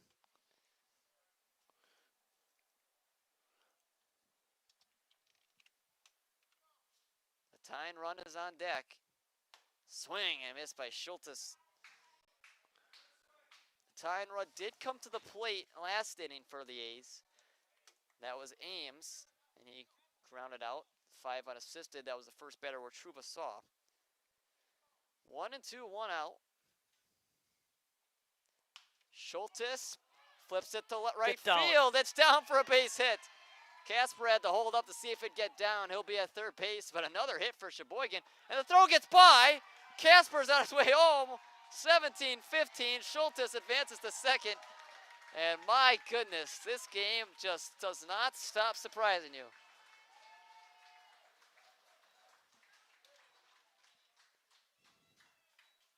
Schultes with a base hit, but an error on the throw in allowed Casper to score, which allows the tying run to be at the plate. Moxon Kearns, 32 runs in this game. And only 1 out in the inning, too. 1 out. Once a 10-run deficit is now 2. It was 13-3 in the 6th inning. Sheboygan put up a 0, then scored 6. If they wouldn't have allowed those 4 runs in that time frame, I mean, they could be winning this game. I mean, you expect, how many teams do you see lose a game when they score 15 runs? Not many. Hopefully Moxon can come through. Moxon's had a great day. He's reached 3 times, 2 hits and a walk. Schultes is ready to move at second. That one hit to first, and it's gloved, and bag is stepped on for the second out. Schultes advances to third. And George Haas to the plate with 2 outs. 4 runs home in the 8th. Hey, Marty, I got a scenario for you. What if Sheboygan ties it at 17 and then both teams go scoreless in the 9th and we go to extras? That'd be interesting to see what the managers would want to do. That one's outside. As we get prepared for different games, we look at the other team scores. Sheboygan has no ties this year, but we've seen a couple of teams with ties. I think it was, wasn't it the Nationals had like 4 ties? Kewaskum had 2, I know for sure as well.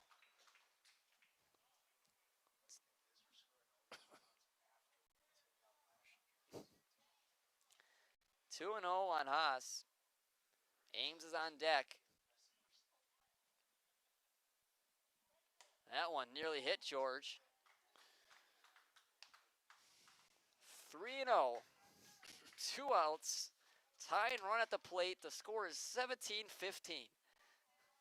A's have 4 home already in this inning. The 3-0 pitch to Haas is low, ball 4. And believe it or not, the go-ahead run is coming to the plate. The last man to hit the inning, Ames.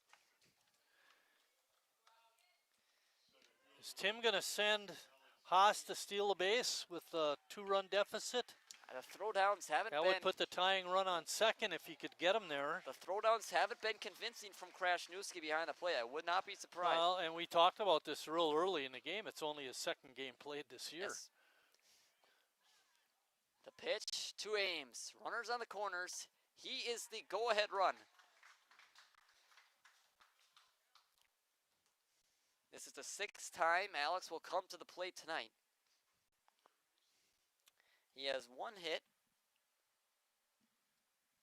triple, Ames hits it. Foul territory, chasing Get out of after play. it. Will it stay fair? It drops foul. It was foul. Haas came all the way around and scored just in case. But it won't No count. problem doing that. Yeah. You know, as long as we got this close, we might as well win the darn Exactly. game. That's what I'm saying, right? And you were saying back when it was 13-3, there's no way they come back. But Oh, that was you. no, I was Yeah. saying it's not over yet. I always say it's not over. No. It was those guys down on the other end of the press box. Let's get out of here. You know, it is bad baseball, but it's entertaining. Yeah, that's 1-1 Ames. Ames lines it to right field. Go back to right field. Does he have a play on it? He will not. In the score is Schultes. Around third is Haas. Ames is in at second to throw home. It'll not be in time. It's 17-17. An RBI double by Alex Ames. Are you kidding me? What a clutch base hit by Ames. 2 RBI double. And what else can this game give us? And Over the Sheboygan head. is batted around. They're going to make a pitching change. Left fielders coming in. The A's answer with 6 more in this 8th inning. What did I tell you? They've scored 6 before. They can do it again. And this small crowd went crazy when that ball got down over the right fielder's head. But here's the thing. Let's say we even take the lead. We still got to get them out. And that's been difficult to do. The A's have overcome a 10-run deficit. It was 13-3. It is now 17-17. 34 runs in this game. And we still have a whole nother inning. Ames is at second. Yeah. What did Sawyer give up? 10 runs total, and he will not get the loss tonight. 10 runs total. 7 earned only. Matter gave up 3. Nick Smith gave up 2. And Cal Casper has given up 2.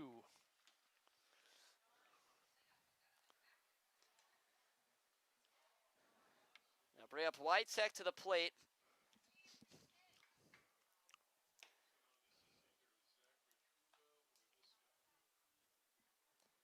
Well, I think it's number 39, Bill.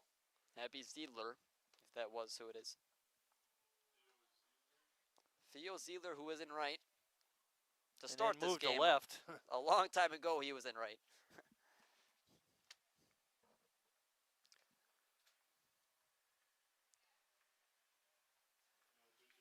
My goodness.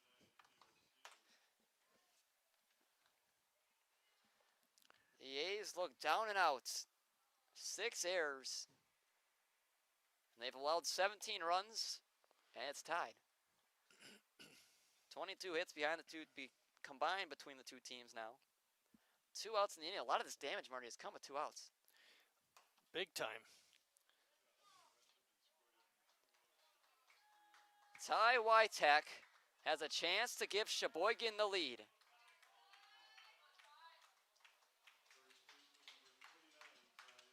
Two outs in the 8th.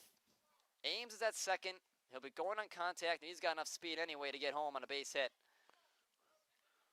Anything that touches the outfield, Sheboygan will have the lead. Who thought you'd say that a couple hours ago? Ames on the move to third. Pitch is outside. Now anything that gets by Krasniewski, and it'll be an interesting play. See if Ames tries to test him. 1-0. 2 outs. Whitek at the plate. It's outside 2-0.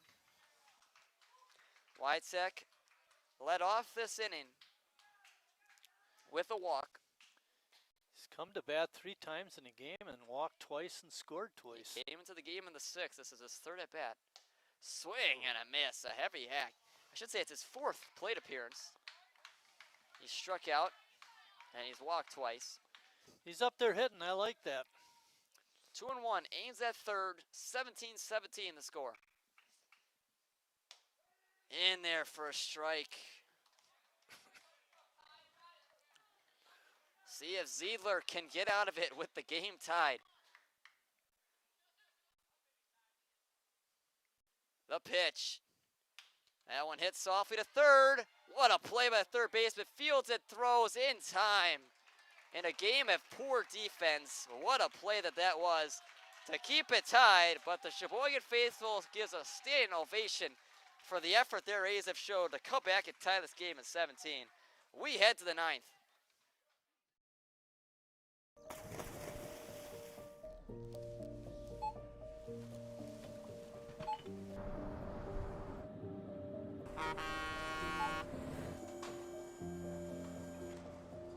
Whenever you shop Meijer, you shop for more than yourself.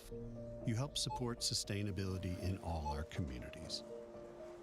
Thank you. Today, tomorrow, and for years to come.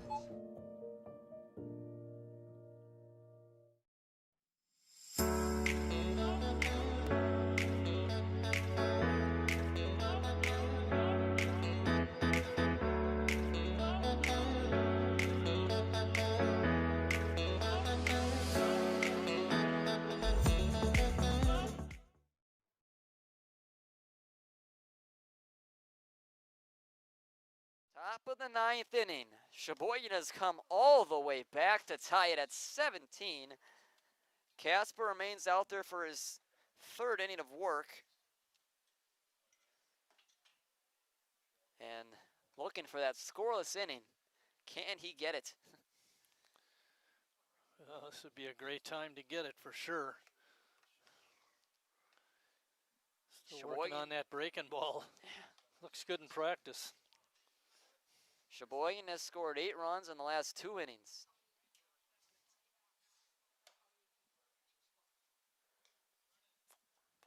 (17-17). You don't see that score in baseball. You see it in football. Yeah, right.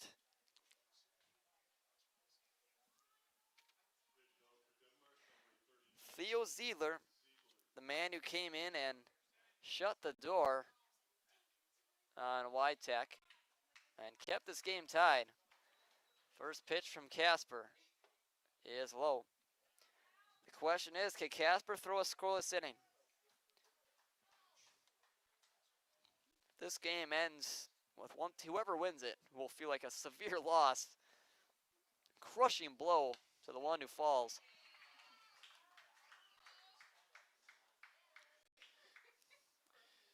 One and one. I like the scenario you brought up before. What if it ends up in a 17-17 tie after 9? Will we go to extras? Will we go to extras? 3 hours, 29 minutes the total time on this game. 34 total runs. 1 and 2. Called strike 3. Got Ziedler looking. Another strikeout for Casper. Give him 5. And that big leadoff batter retired for Cal. And it brings up Ortruba. Ortruba was the one that allowed 6 runs to come home last inning. That one's in there for a strike. And remember, the 2 times that Denmark hasn't scored in an inning, Sheboygan has scored in both of those innings. Can Cal put up a 0? 1 and 1. Zach Ortruba at the plate. 1 out. Pitch is hit foul. There aren't many times as an offense you say, well, can we put up 17 wins? Can we win the game? Is that enough to win the game? We got a severe problem here. They're trying to find baseballs. Brad showing off that arm. Yeah, better run to the concession stand. Hopefully the kids have been turning them in. A couple of diehard fans who have stuck this game out.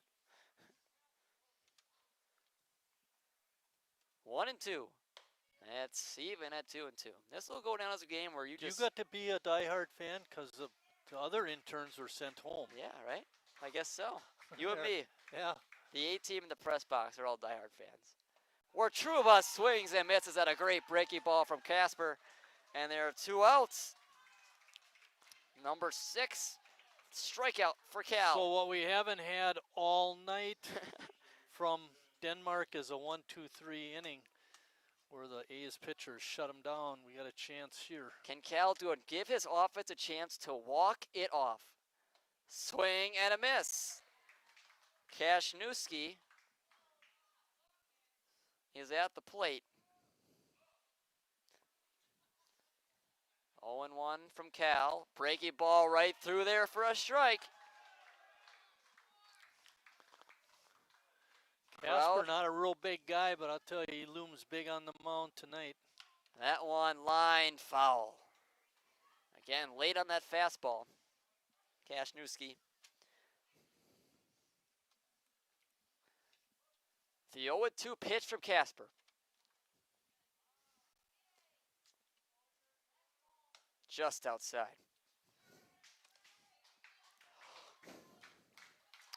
Can Cal keep this game tied?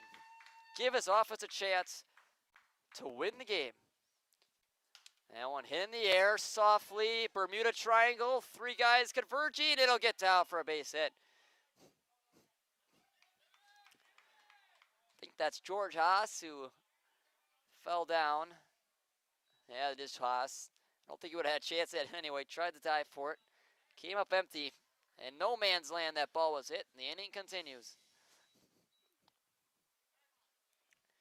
And a couple more batters. And Stabani could hit for an 8th time. Let's just get this guy. Piontek has had a nice night with 3 walks, a hit by pitch. What he doesn't have is a hit. He's 0 for 2. It's his 7th plate appearance. That one missed somewhere, just high. 34 runs, 26 hits, 10 errors. And I don't even want to get into the walks numbers. 1-0 in there for a strike from Cal.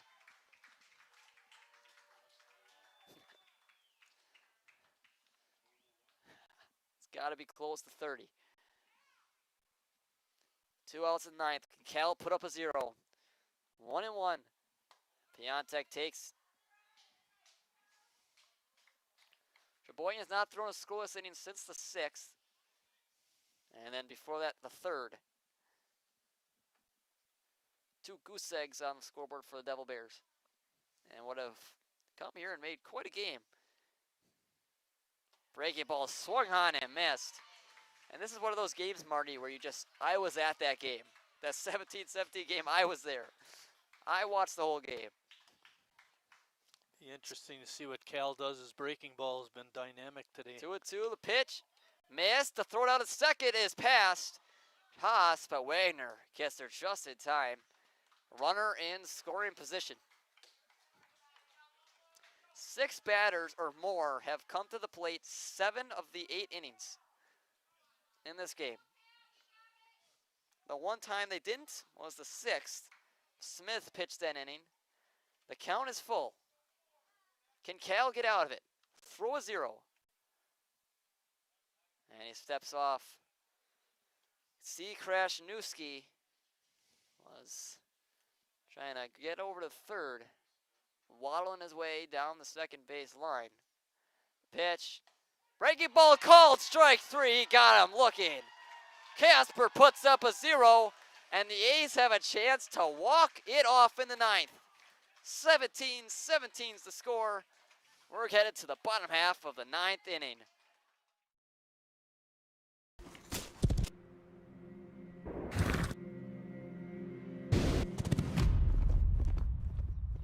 Let me tell you a story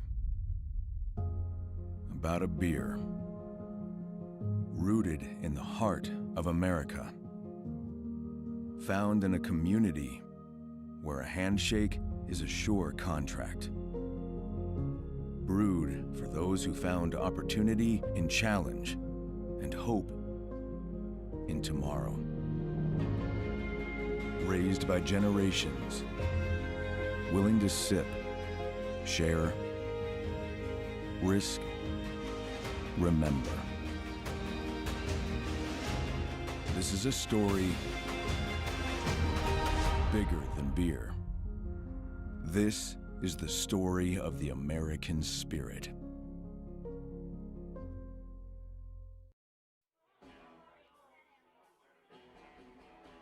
All right, guys, we got teriyaki, honey barbecue, and mild. Enjoy.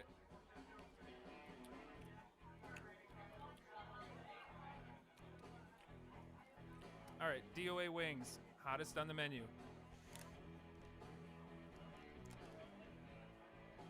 You got a problem?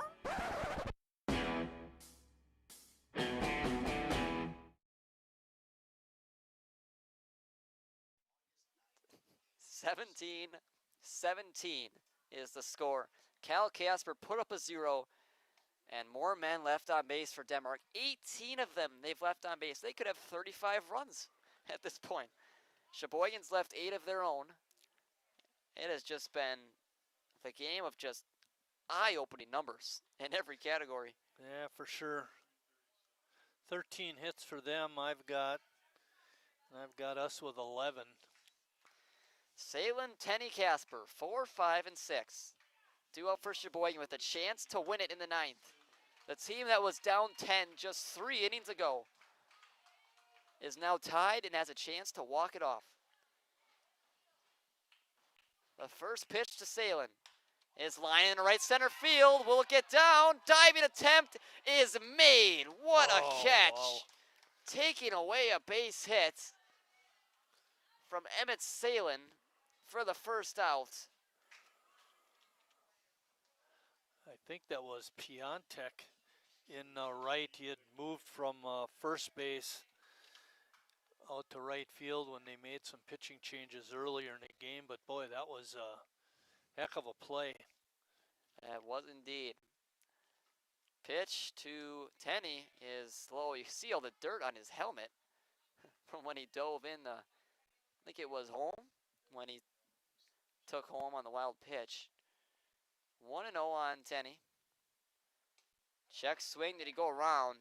He did not, according to the first base umpire. Man, what a start that would have been to the inning, Marty. It would have been nice to get that leadoff batter on, but we'll just have to do it with 1 out. Sheboygan's done a lot of damage with 2 outs as well. Tenney hits it foul. What a grab by Wagner in the hole. Snags it with his right hand and throws it back to first. Ziegler got out of the 8th. Same thing that happened in the 7th when the Devilbears brought in a new pitcher and he got out of that inning. It was Wartruba. Line foul. So 2-2. Tenney grounded out his first 2 at-bats, and since then he's walked and scored, and singled and scored. There has not been an inning that hasn't included a run. The first 8 all have. Sheboygan not trying to end that streak now. That one is high, 3-2. 1 out, full count, tie game in the 9th. Can Nick Tenney start a rally or be the rally himself and hit one over the fence? 3-2. Tenney lines it foul again. Tenney'd be a great guy to get on base. He does have 4 stolen bases on the year, and he has good speed. 1 out. Tenney trying to be the rally starter. Pitch is hit foul again. A game that is nearing the 4-hour mark. 3 hours and 40 minutes.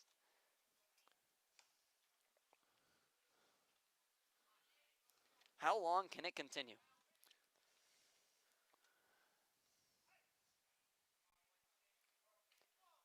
Can Tenney come through? Full count.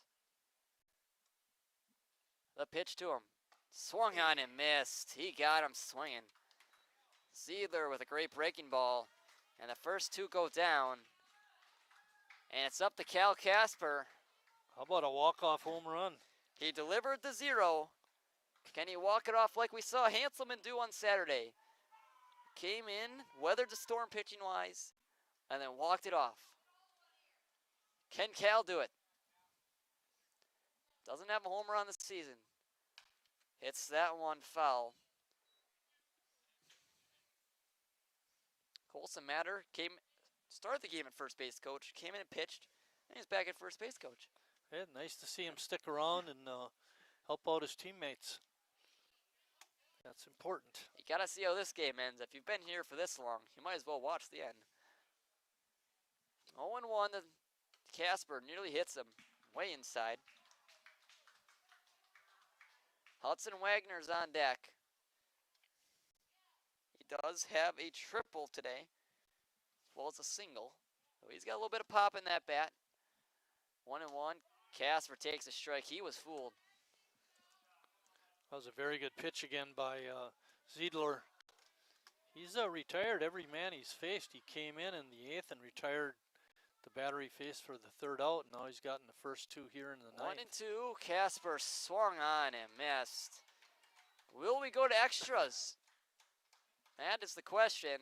If we do, what a game this has been. Looks like we will. We're headed to the 10th. 17-17.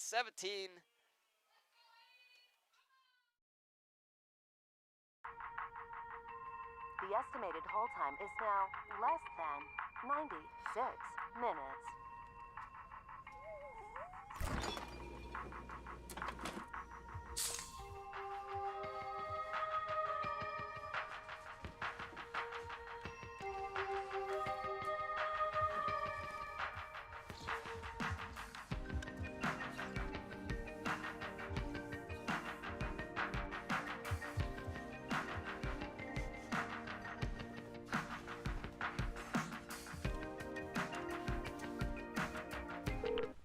Thank you for your patience.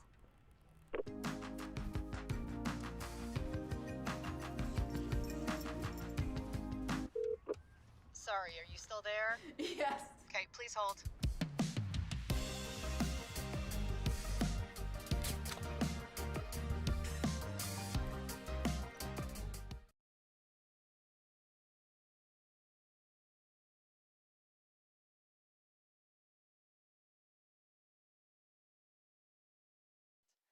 Top of the 10th inning, we have more baseball in what has already been a game that has delivered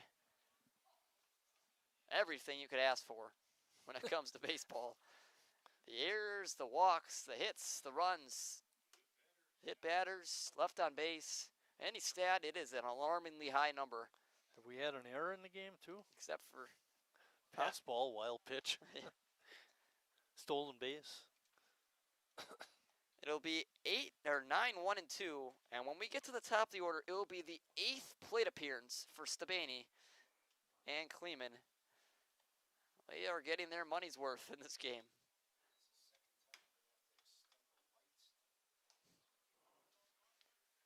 Wondering how long we'll go. This is a non-league game. It doesn't affect any team's league record. Yeah. But you always want to win. You never want to lose a baseball game.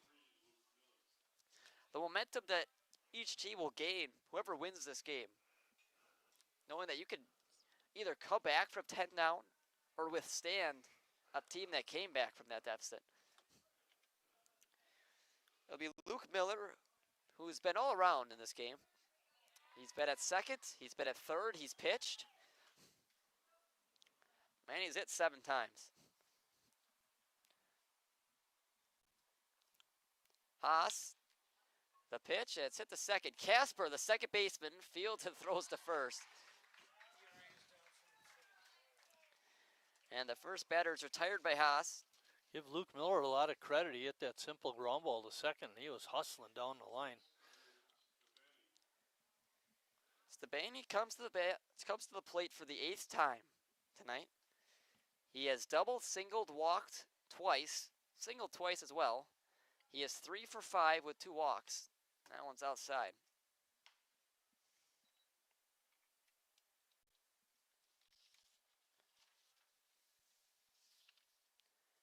A 1-0 to him. Just missed 2-0. He He just asked Haas to throw strikes. You don't want to be walking batters. Sheboygan's already had enough of those tonight.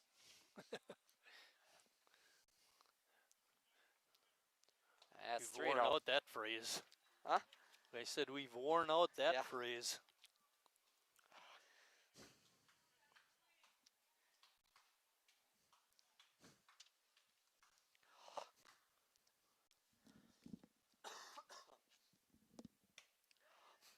That one's in there for a strike. 3-1 now on Haas, or on Stabani. Haas, the pitcher.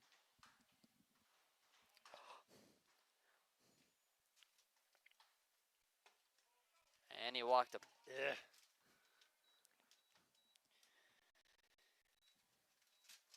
All 4. That streak continues, Lucas. Every pitcher in today's game has walked a batter.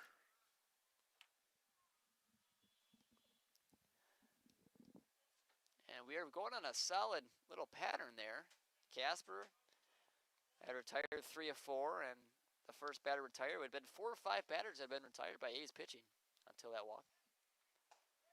Kleeman takes a strike, call he doesn't agree with, on the outside corner of the plate.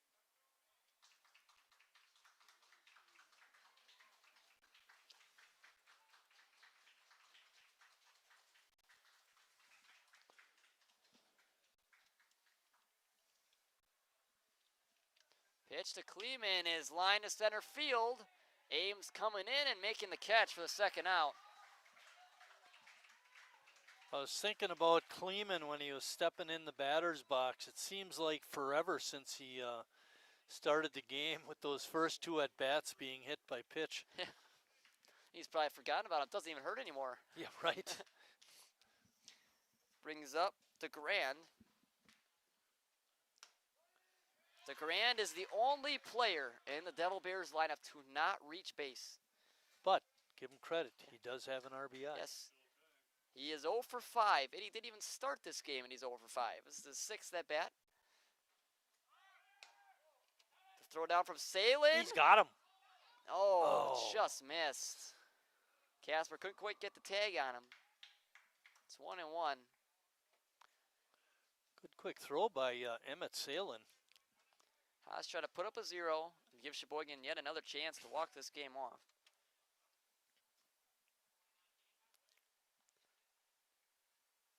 One and one. It's outside and it gets past Salin. Advancing the third on the play is Stabani. And you remember, Marty, Wytek and Salin replaced Lash and Jurgensen, 2 of the heaviest hitters in this A's lineup, in the 6th inning when they were down 10. Yeah, right. Right. Unbelievable how things work sometimes. 2-1, Stabani at third. He's the go-ahead run. Pitch is hit softly in the center field. Now it's deep, actually. That one's going way back off the wall. And on his way to second is DeGrand, and he finally reaches base. It's a double, an RBI double, and it's 18-17. Feels like the ball is carrying tonight. That one was hit pretty good. But it didn't sound that good, Yeah, but it certainly, you're right, it went. And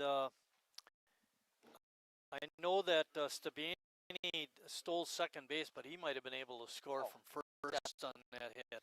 He'd be going on contact anyway with 2 outs. And we have a leader again. That one's a ball.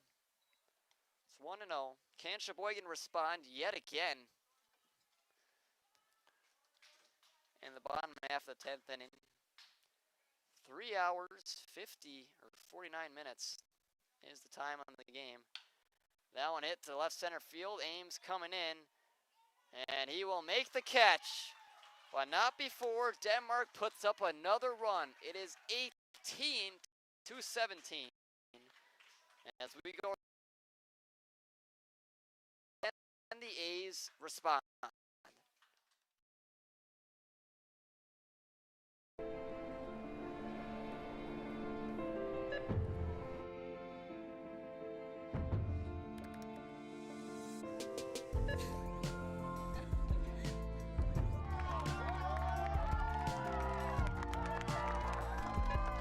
Whenever you shop Meijer, you help support programs like Boys and Girls Clubs and Girls Who Code that show kids they can dream anything and do even more.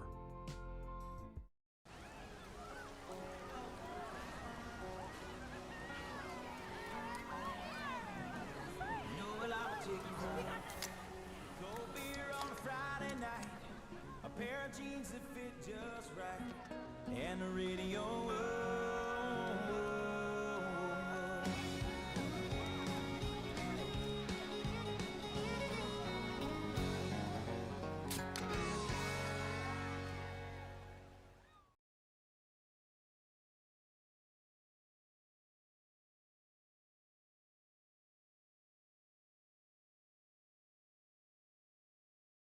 Bottom of the 10th inning, Denmark got one in the top half.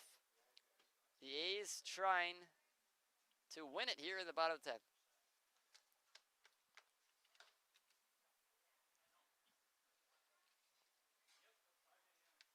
Seven, 8, 9. Wagner, Schultes, Kearns. Theo Ziedler still on the hill for Denmark, and he's been very effective in his inning in the third. A Let's Go A's chant raining throughout the ballpark. Ken Hudson Wagner started off by getting on base. Takes a first pitch ball, and the inning in the 9th could have started out so promising if it weren't for that diving catch and right by the Denmark defense. A great play, Rob Salen of a hit. That one's in there for a strike, just hit that outside corner.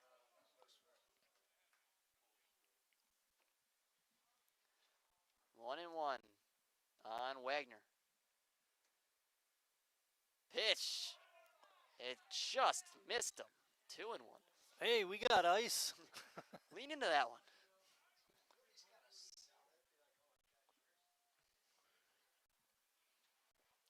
Two and one on Wagner. Takes a called strike. Ziedler with a good breaking ball that time. He looked good in the 9th. After that hard hit contact, he struck out the next 2. It's 2 and 2 on Wagner.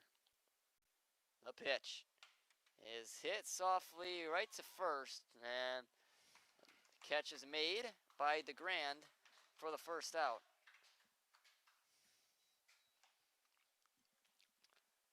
And just 2 outs remaining for the A's. They made a valiant effort to come back in this one. They tied it up on the Alex Ames double. And they fell behind in the top half of the 10th. Can they rally again? Schultes at the plate. Breaking ball high. Sawyer has been hit, walked, and gotten hits.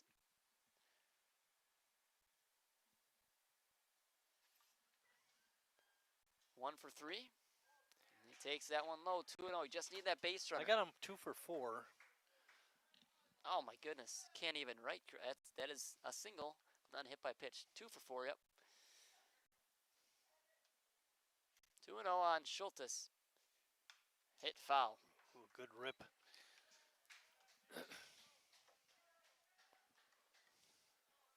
One out in the 10th. Kearns is on deck, who's had a great day. But can Schultes give him a runner on base to hit with? Fouls it back. Straight back that was. And you've said in the past, when you foul a ball straight back, you just missed it. Right, yeah. About a quarter or an inch, you usually say. 2 and 2, 1 out. Outside, the count's full. Good take by Sawyer. I don't know if I could have done that. 2 strikes, it's a tough one to hold back on. 3-2 the count, 1 out. Can Schultes get on base? He can, he draws the walk. Sawyer's on. Brings up Moxon Kearns, who is 2 for 4. He's got a single and a double.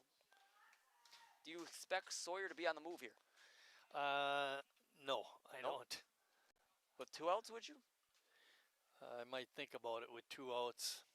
We haven't seen the electric arm behind the plate from Krasniewski. We know Schultes can run. It'll be interesting to see what Moyer does. Don't want to make it out on the bases. That's the thing. You're down a run. You gotta. It makes a difference. If it was a tie game, maybe you might be a little more open to running, trying to steal a base. 0-1. Kearns at the plate. Throw back over to check on Schultes is not in time.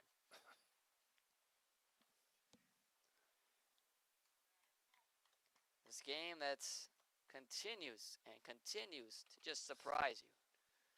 35 runs. 24 hits. 10 errors. 25 hits even. Check swing. Schultes is on the move and he's in there. It's off of him. And he's on his way to third. That's a dangerous move. The throw to third will be in play. It's off his glove. What could have been a free out. Goes off the glove of third baseman Miller. And Schultes is safe. And the tying run is at third base. I don't know. I think you almost got to give an error on the third baseman, don't you? There's an error somewhere in there. Wow. They almost had him at second, and they did have him at third, except the guy dropped the ball. Oy. Very dangerous base running decision by Schultes to run on that, but he gets rewarded. 0-2, the tying run at third, the winning run at the plate. Can Kearns come through again? Swung on and missed, he got him. The A's down to their last outs. That was not only a good fastball, Lucas, but in a great spot. And I know he gave up a walk to Schultes, but Ziedler has been pitching very fine in relief. 2 outs in the 10th. The top of the order, George Haas. Gave up a run in the top of the 10th. Can he tie it back up in the bottom half? Takes a ball. Ames is on deck, who's had number 2 big hits in this game. He's got a triple and a double. Can Haas get him to the plate? And can he get him to the plate with a tie game? 1-0. Pops it up. Foul territory, out of play. The beat goes on. 1-1, 2 outs. Do we got 4 hours, Bill? 3 hours, 58. 3:58. 1-1, 2 outs. Can Haas do it? Swing and a miss. The A's are down to their last strike. The tying run at third. 18-17. Do they have one more rally in them? They've done it so many times tonight. 2 separate innings with 6 runs. Haas slides it to right field, foul. Just foul. A little bit more than just. Went on the warning track. From our angle originally, it looked like it was a little closer. You're seeing with your heart and not your eyes. Yes, I am. Haas doesn't have a hit today. Would be the perfect time to get one. The A's scored 8 runs in the 7th and 8th inning. Can they get one here? 1-2 to George Haas. That one hit the center field. Come in the center fielder, making the catch. Denmark is victorious in one of the weirdest games you will ever watch. 18-17 the final. The Devilbears win it. But it was a concerted effort by Sheboygan. Anything else you could say about this game, Marty? We've just about said it all throughout the course of the game. It was not good baseball by any means, but it was exciting. Sheboygan gets back into league action tomorrow when Green Bay comes to town, and then they've got busy week. Yep. They've got 2 games in out of a 6 out of 7 days. So, but the big ones are coming up. 18-17 the final tonight. The Devilbears are victorious over Sheboygan. The A's will be back at Wildwood Park tomorrow to start a huge week of Wisconsin's Day League Baseball against the Green Bay Blue Ribbons. But until then, enjoy the 20 minutes you have left of your day, and God bless.